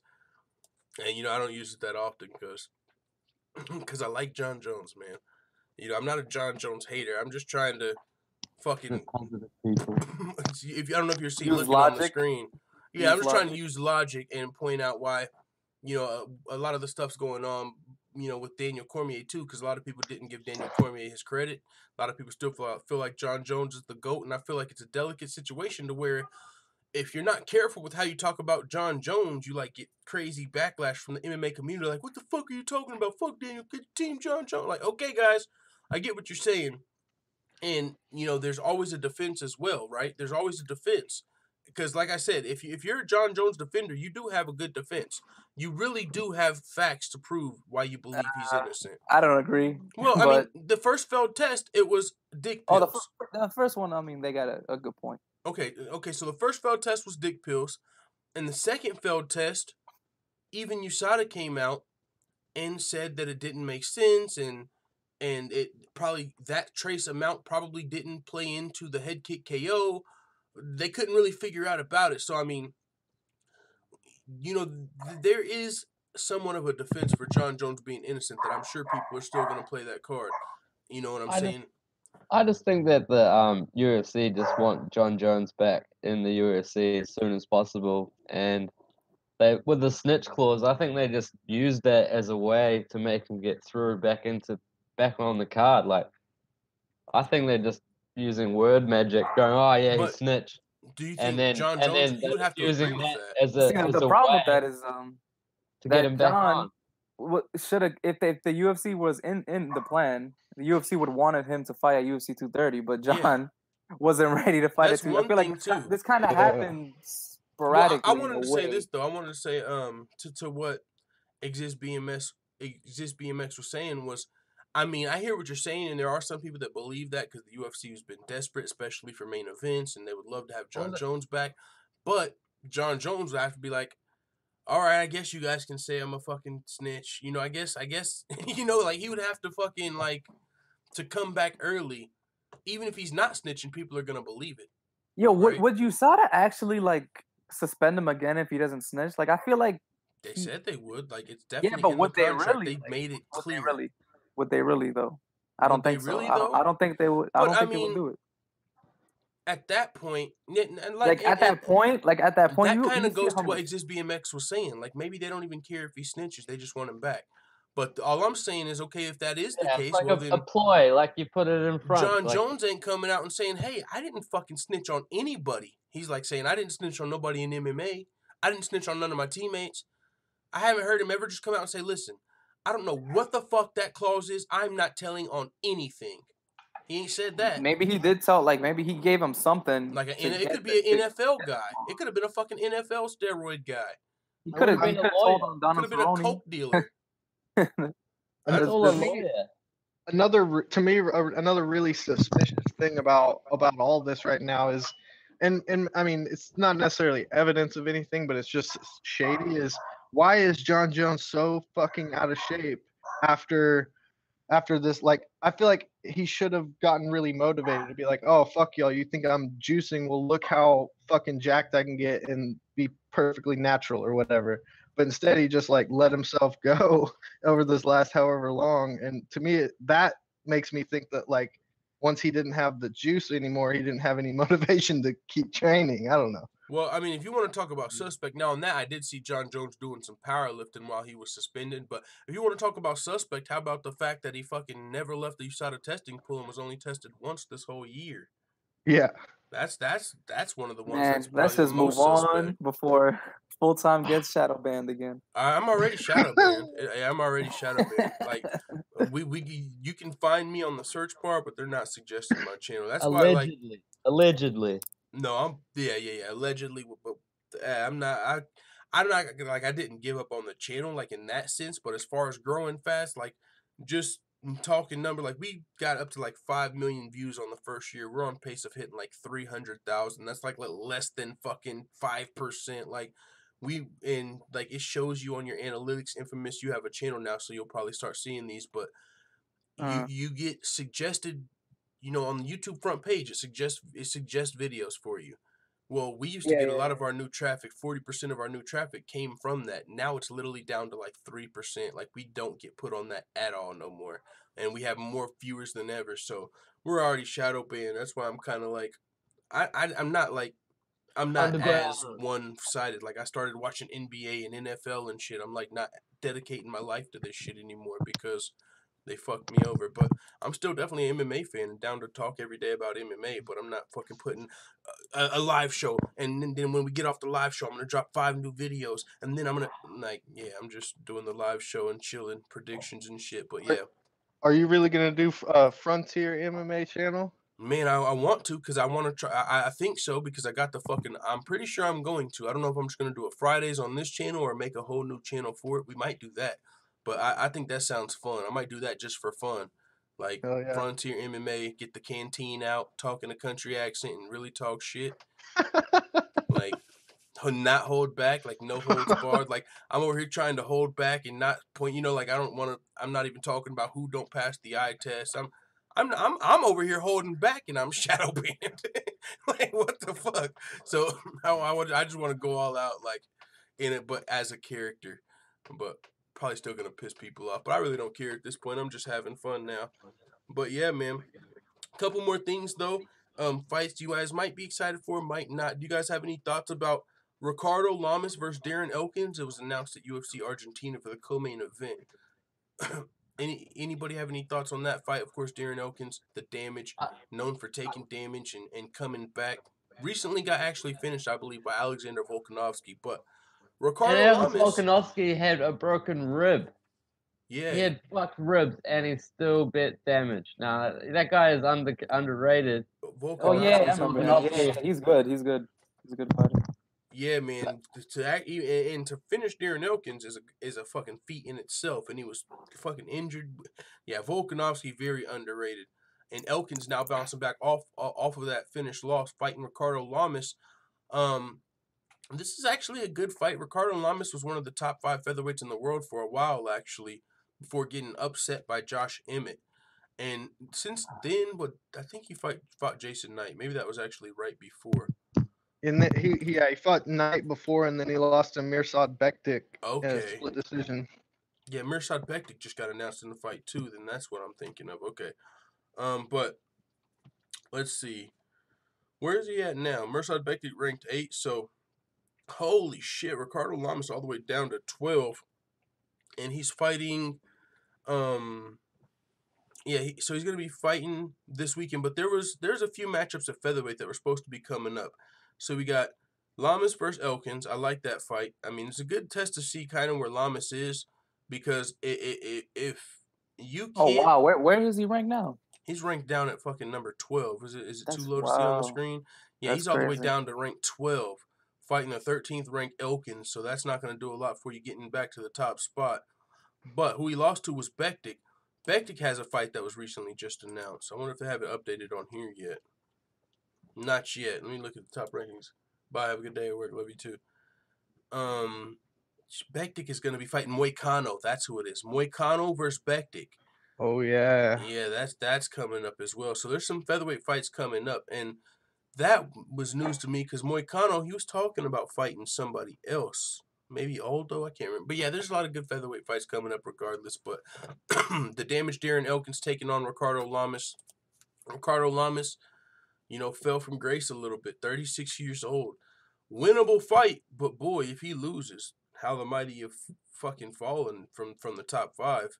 Lost to Emmett. That was pretty brutal, too. That was a huge upset. He stayed on the card. I forget who fell out short notice, man, but he was Aldo. I think he was supposed to be fighting like Aldo, and Aldo got called up to fight Holloway, so he stayed on the card, fought Emmett, and fucking got knocked out. Then he lost a split to Bektic. Now he's fighting. Now, I think he should win this fight, honestly. The thing about the damage Darren Elkins is your cardio's got to be in check because if you ain't ready for that 3rd round, he's always going to be in the game. But he's even coming off of getting finished for the first time in a while. So, good little featherweight scrap, but not going to do much for Lamas as far as getting back to that top 5 if he's trying to do that. But other than that, Sijara Eubanks says she screamed at Dana White over losing the title shot at UFC 230. God. Veins were coming out of my forehead, and I guess that's on top of the fucking social media threat where she said, if you take me out of this fight, you will regret it, like some shit like that. She says, it came out of the blue. Ali Abdelaziz called me up and said, how much do you weigh? I said, man, my weight is good. And he said, you're fighting for the title November 3rd. I was ecstatic. I was through the roof. I had a feeling when Nico got stripped that Valentina was going to want to turn around and fight soon. So after Nico got stripped, I kind of had it in the back of my head that I think something's going to happen. I was like, let me stay in shape. Let me just train. I had a fight signed already, so it was easy to stay motivated. And they signed Valentina and Joanna. I was kind of like, something isn't quite settled here. Ali calls me out of the blue one weekend, 5 weeks, you're fighting for the title, Madison Square Garden. She was excited, biggest moment of my life, didn't even ask Valentina. And now one thing about that is Sijara Eubanks, you know, that would have been a tough ask, even though she was already in a fight camp making that. She's had troubles making this weight in the past. But either way, she said, I signed the bout agreement. It happened pretty quickly. First got the call, signed the bout agreement within 2 days. So not quite 2 days later, but I believe 24 is quite hours. Now, to the part to where she hit up Dana White and was screaming at him, she says, I was just, after she found out the fight was canceled, she says, I hit up Ali. Ali didn't want to answer at first, so my heart dropped. I figured Ali kind of found out the same way I did. So when he didn't pick up, I knew the bad news. I started blowing him up, and he picked up and said, I'm sorry. I was like, let me speak to Dana White. I want to speak to Dana. This is where it gets good. Ali put Dana White on the phone, and so I ended up speaking with Dana. We're more like yelling at Dana. I have a pattern of yelling at Dana, I guess. So I was just screaming, let him know, not only are you taking this away from me, but this is fucked up. I'm going to tell you, and I'm going to tell everybody that you all fucked up. You passed up what's going to... Man, get the fuck, dude. I've heard enough of this. I don't even know why I'm reading all this. Sounds like some... like, dude, like, I was hoping this was going to get, like, way more entertaining or explosive. They led up to the whole goddamn... Like, no one really gives a fuck. That's why no one cared about the main event, to be honest. Okay, so long story short, too long don't read since before everybody fucking leaves. Sijara Eubanks was pissed that she lost a short notice title fight, yelled at Dana White, fucking threatened Dana White. Now she don't even get to fight Jessica Eye or Caitlin Chukagian. She's stuck fighting fucking Roxanne Modafferi, and even after that, she might not get a title shot because she got pissed at Dana White. Understandably so, but at the same time, know your role a little bit. All right, god damn, that was way too much time on that. Oh, jeez. And you, by the way, That girl didn't make weight.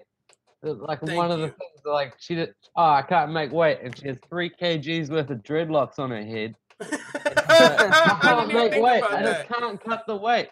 Holy like, Cut the damn shit. head. I never even Cut thought the damn about head, that. woman. Ah, That is a I've had great enough. point. I've never thought about that. You got Should've fucking cut her hair and would've lost 3 dreadlocks on and pounds. you're missing weight. And by the way, I wouldn't. That's why Even, I feel I thought sorry you for were just Disney gonna make the Dream. point, bro. I thought you were just gonna make the point that she missed weight already. She missed weight for her title fight. So, I mean, you gotta make weight on short notice. Good fucking luck. And I wasn't even thinking about the dreadlocks, but yeah, She man. should just fight Nico Montano. they both, Yeah. common Make an sense, interim belt common there, sense yeah. evades those women. If she beats Roxanne, maybe she fights Nico. All right. Anybody else want to spend any more time on this topic before we fucking? I think we. I'm out. Yo, can we talk I got about? wasted. Yeah.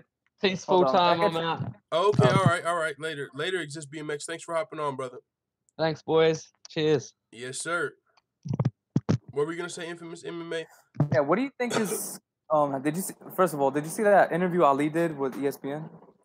I don't know if I've watched it yet. I see Oh, Dana yeah. White did one recently that I got queued up. I'm trying to watch. Too. Yeah, that was an interesting one. I think Khabib's next move is interesting because Ali said in the interview that Khabib only has one fight left in his UFC contract, so he could fight out his contract and maybe fight Mayweather after that and make way more money since he doesn't have to have the UFC with him if he does fight Mayweather, if that's a real thing. Yeah, but the UFC plays games. When you got like one fight left on your contract, they try to like before they even give you your next fight, like they try and lock you up in a new deal and shit and stuff like that. But yeah, man, that would be crazy if he actually became a free agent and fought Mayweather by himself and didn't need the UFC. That would be fucking wild. But Dana White also recently said that he's good with Khabib, so maybe they'll figure that out by then. See if he gets a new contract or what. Because I also heard he came out and said like if he is gonna fight, and who was it? One of his teammates or one of his friends, someone that talks to Khabib. There's always some Khabib friend talking, but yeah, go ahead. Yeah, but this was actually like I don't know, like Cormier or something. Luke Rockhold, that's exactly who it was. Rockhold. Oh, okay. Okay, he said if Khabib does come back and fight, they're gonna have to pay him like record-breaking money, like a record-breaking salary or deal for the fight. And he was like, "Trust me, I talked to Khabib. He told me they got to give me." So he's probably gonna be now that he beat McGregor, he's probably gonna be renegotiating regardless. So, but yeah, one other thing, the only other news thing, and then we can talk about whatever. For closing thoughts, Kat Zingano confident she's first up in line if something happens to Cyborg versus Nunes. Kat Zingano's going to be fighting Megan Anderson at UFC 232 at featherweight. So it's kind of like, and I like this anyway, when they have another fight at the same weight on the card, just in case shit. Like, if Nunes doesn't make it to the fight or Cyborg, well, then we still have a title fight. Well, that doesn't really work for the champion, but I don't think anyone's questioning really if Cyborg's going to show up or not, unless Cash Me Outside Girl invites her to another music video. But other than that, Nunes, if she doesn't show up, you can have Megan Anderson or Kat Zingano hop in there. So I do like when they have people that are able to hop in and replace, save the main event per se, because boy, it would have been great to do that on Nico Montano night, right? I mean, you could at least save the card a little bit, but Valentina had to fall off the card because there was like a bantamweight fight on the card. It's like, and I honestly don't like that situation. Like, I feel like the UFC, they already didn't trust that fight enough to have a main event, at least to sell enough. That's why they put Woodley versus Till on there, I feel like. And then the fight falls through, so thankfully they put Woodley versus Till on there. But my thoughts are, if you've been frustrated with Nico Montano leading up to this fight, as Ariel Helwani reported, or they were losing patience with her, you're losing patience, well, maybe we get a replacement just in case. I don't know. I always felt like that because Nico Montano, man, I'm glad we're past that situation. But, yeah, man, we have a replacement just in case for Nunes versus Cyborg. Do you have any thoughts on Zingano versus Megan Anderson, Infamous? Zingano versus Megan Anderson. I guess Zingano, she has a wrestling background, right? Yeah, she's got some decent. That's what I was thinking. Like she's for sure gonna have the grappling advantage in this fight. Yeah. Maybe Megan was completely caught off guard against Holly Holm and didn't expect that. But I don't know, man. Yeah, you would think it would kick in after after being held down by Holly Holm, but yeah, man, yeah, and getting caught off guard 3 rounds in a row. But I mean, I don't know. I'm looking at this fight trying to give Megan Anderson a chance to win, and I think she could. I mean, yeah, that's what I'm saying. She's gonna probably have to keep the fight standing. Maybe Zingano does, get a little sloppy later rounds. Yeah, or cardio, or maybe she can outlast her. Anderson does. She has proven her striking is solid. Yeah, she has a lot of power.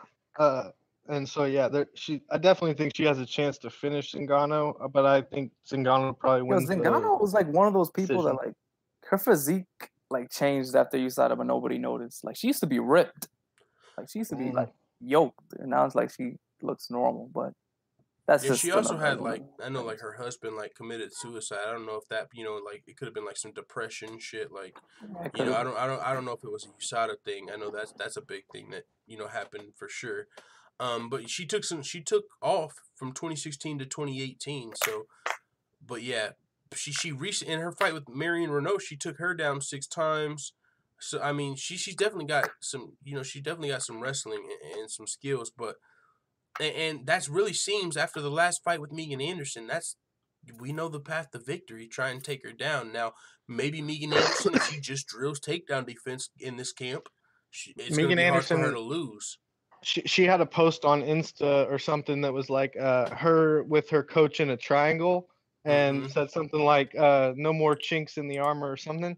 And the funny thing about it, I don't know, and obviously it's just a social media post. You can't read everything into it, but the coach is pretty clearly kind of just going with it. I don't know. To me, I just feel like that's a very uncredible comment to make when just a few months ago we saw you just get dominated. You weren't even like close on the triangle. It's not like you like threw it up and you were like, oh shit, if I put the arm this way, like, yeah, you got a little bit of ground to cover. But I will say this: if Megan Anderson needs any like triangle choke dummies or you know what I'm saying, she could practice on me. No, but what I will say though. It's gonna take some either rapid, like some seriously improved jiu-jitsu. She's gonna have to submit Megan. She's gonna have to submit Kat Zingano, or at least get really good at getting back up.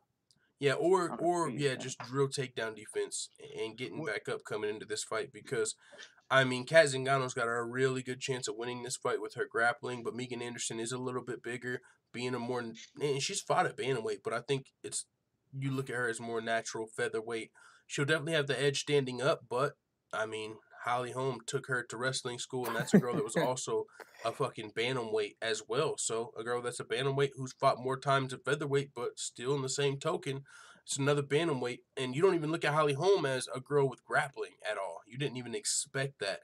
Like you expect Zingano to come in here and take Megan Anderson down, and so Zingano could very well win this fight the same way Holly Holm did, unless Megan Anderson keeps the fight standing or she takes out the chinks in her armor and she fucking submits her. But Jacob De La Cruz, chill. Stamina MC says Ngannou will never see UFC gold. #facts only. That's a possibility unless, like, you know what I'm saying, UFC 232 is around the corner. She's on the card. Maybe fucking Cyborg can't make it, so they got to have an interim fight. We got Nunes versus Ngannou for the interim featherweight title. Zingano wins. Fucking she's the new interim feather. Okay. It's a long path, but it's possible. But no, with that being said, you guys, that's all I had for the show. So we can do our closing thoughts unless there's anything else. Yeah, just closing thoughts. If there's anything you want to talk about, tell us in your closing thoughts. So Infamous MMA, thanks for coming on the panel. Everyone, make sure you check out his channel and for sure subscribe. He's on the come up and shoot. Your first 3,000 subscribers, bro, you're gonna have fun, and or however many until you get shadow banned. It's fun. You're like, oh shit, how the fuck am I getting 10,000? What the fuck is happening? And so it motivate. But yo, with that being said, salute to you, Infamous MMA. Do you have any thoughts or closing thoughts you want to get off your chest before we get out of here today? Well, I mean, for one, I wanted the Khabib versus Ferguson is a fight that we all should get. 2 guys, 11 win streaks. They've been scheduled to fight 4 times. I think the fight is big because there's an anticipation for it, and I hope I don't know. I hope the negotiation with Khabib's manager and their plans don't get in the way of that fight happening. Like we might see Khabib take another fight and then just fight out his contract and just fight Mayweather. I don't know, man. Okay, I want to ask you this. I was saying, who do you think has a better chance of beating Khabib, Ferguson or Kevin Lee? For sure, Ferguson, because I think Kevin Lee, like he's very, he's cynical, he's good, but like the thing with him is like he doesn't really mix his striking with his grappling, and I think that's like a really big disadvantage because he has such good grappling. But he doesn't really duck down, do the overhand right like wrestlers do. Like he'll fight you standing up, and I think even if his striking is better than Khabib's, I think Khabib will hurt him too. Because let's be honest, I mean, he's a little chinny, and I think, but even Ferguson's been dropped a lot too. But Ferguson, you've never seen him get tired before. You've seen Kevin Lee get tired, and you know if had that been like if you let Ferguson up on his feet, you know it's gonna be a fight, and those elbows too, man. I feel like if he could land those and he's cut so many of the people he's fought too. Like he's cut, like it's crazy the amount of people he's cut with elbows. Like that's he cuts everybody. Not a normal. That's not a normal thing you see. Like people constantly, and it's funny how every time that someone mentions Tony Ferguson or Josh Thompson, he's like, nah, I don't want to see that fight. You know, Khabib, he don't got a name. Why should he fight Khabib? My favorite performance of Tony Ferguson was when he fought Josh Thompson. If you never seen that fight, watch that fight. That shit was amazing. It was just elbow city. Yeah, for sure. I wouldn't even putting that together if they were teammates. And they both fought Ferguson. I wouldn't even putting that together. They did. Not fought, you know, Josh Thompson, no, dude, that you seen that fight before? That was amazing. Yeah, man. That was crazy. Yeah, he's a guy that speaks for Khabib a lot too. 3 or 4 times. Yeah, he does. Okay. All right. Anything else? Nah, that's all. Okay, all right, we'll bet. Khabib versus Ferguson. That's all right. Well, thanks for coming on, and again, make sure everybody you check out Infamous MMA on YouTube. Given your name, thank you also for coming on the panel. You got any closing thoughts? Yeah, well, I agree with Infamous about that fight should happen, but what I wanted to mention is it's a little bit maybe unrelated to MMA, but Abdul Rashid Sajulayev is a wrestler who today won the world championship pinning a former Olympic gold medalist, the American gold medalist. So he's 22 years old, this Sajulayev guy, and he's basically the best wrestler in the world right now. And so I feel like if anybody is a prospect right now that if he ever moves into MMA that we gotta keep an eye out for is this Abdul Rashid Sajulayev guy. He's a Russian, obviously, buddies with Khabib, I think. So that's a dude to be on the lookout for. Like, I mean, he is he pinned a gold medalist in 70 seconds, pinned his ass. Damn. So he's a motherfucking beast. And I know wrestling's not necessarily everybody's cup of tea, but this dude's a fucking nightmare. So. All right. Well, thanks for hopping on. And my closing thoughts, man, aside from I'll agree with you guys. I think that's the fight that has to happen next now. I'm not going to – now, as of right now, I'll give Tony Ferguson a better chance. But, I don't know, Kevin Lee maybe next year, 2019, 2020, I think Kevin Lee might have something for Khabib. He's on his heels. I'm a big fan of Kevin Lee, though. I know I feel like he's a little underrated. Maybe people don't like his trash talk or whatever.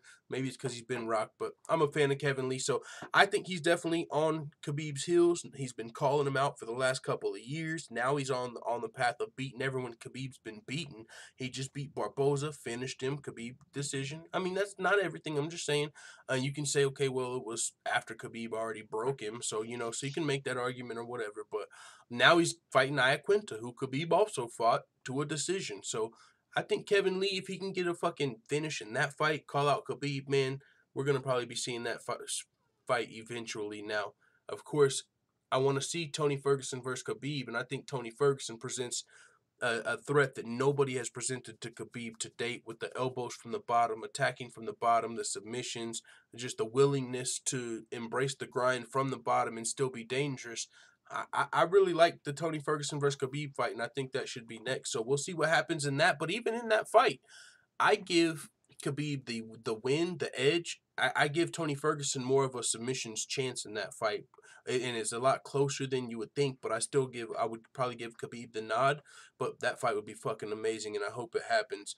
And fuck it, to top it off, I hope McGregor and Diaz can, and I know they won't, pull their egos together and fight on that co-main event. But I know they can't. I know it's probably not even good business, since you got to have them on a main event headlining the card for the poster and everything or whatever. But yeah, man, other than that, man, fuck with your boy on DraftKings, because I'm over here whooping the microwave's ass. I'm one of the dudes that got me into MMA. One of my friends actually trains MMA. He's betting on the football, little dollar leagues, $5 league. If y'all want to fuck with the FanDuel, let me know. We can also have some fun on that. If any of you guys are football or NBA fans, we're having some fun. So I had to let you guys know that because I got some lineups tonight and it's sounding like some fun. So thank you guys for hopping on the MMA chat.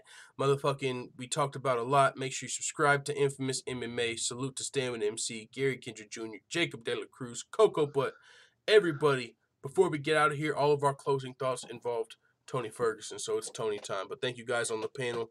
I'll see you guys next time. And to close out, we're going to play Tony time. So, all right, you guys. Later. Peace. Adios. All right. Get that off. We're back. It's Tony time, bitches. Where we at?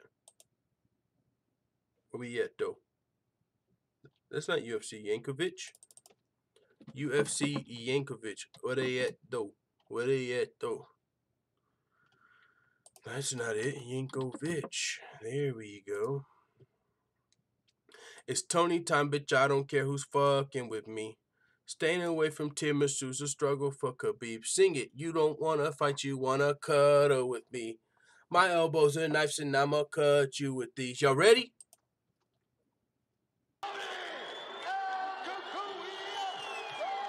Yeah, they wish and they wish and they wish and they wish and they wishing on me. It's Tony time, bitch. I don't care who's fucking with me. Staying away from Tiramisu's a struggle for Khabib. You don't wanna fight, you wanna cuddle with me. My elbows are knives and I'ma cut you with these. I don't really give a fuck who's with me. If this fat fuck will make weights a big mystery. If you were smart, then you would probably pick me. To submit Khabib at UFC 223.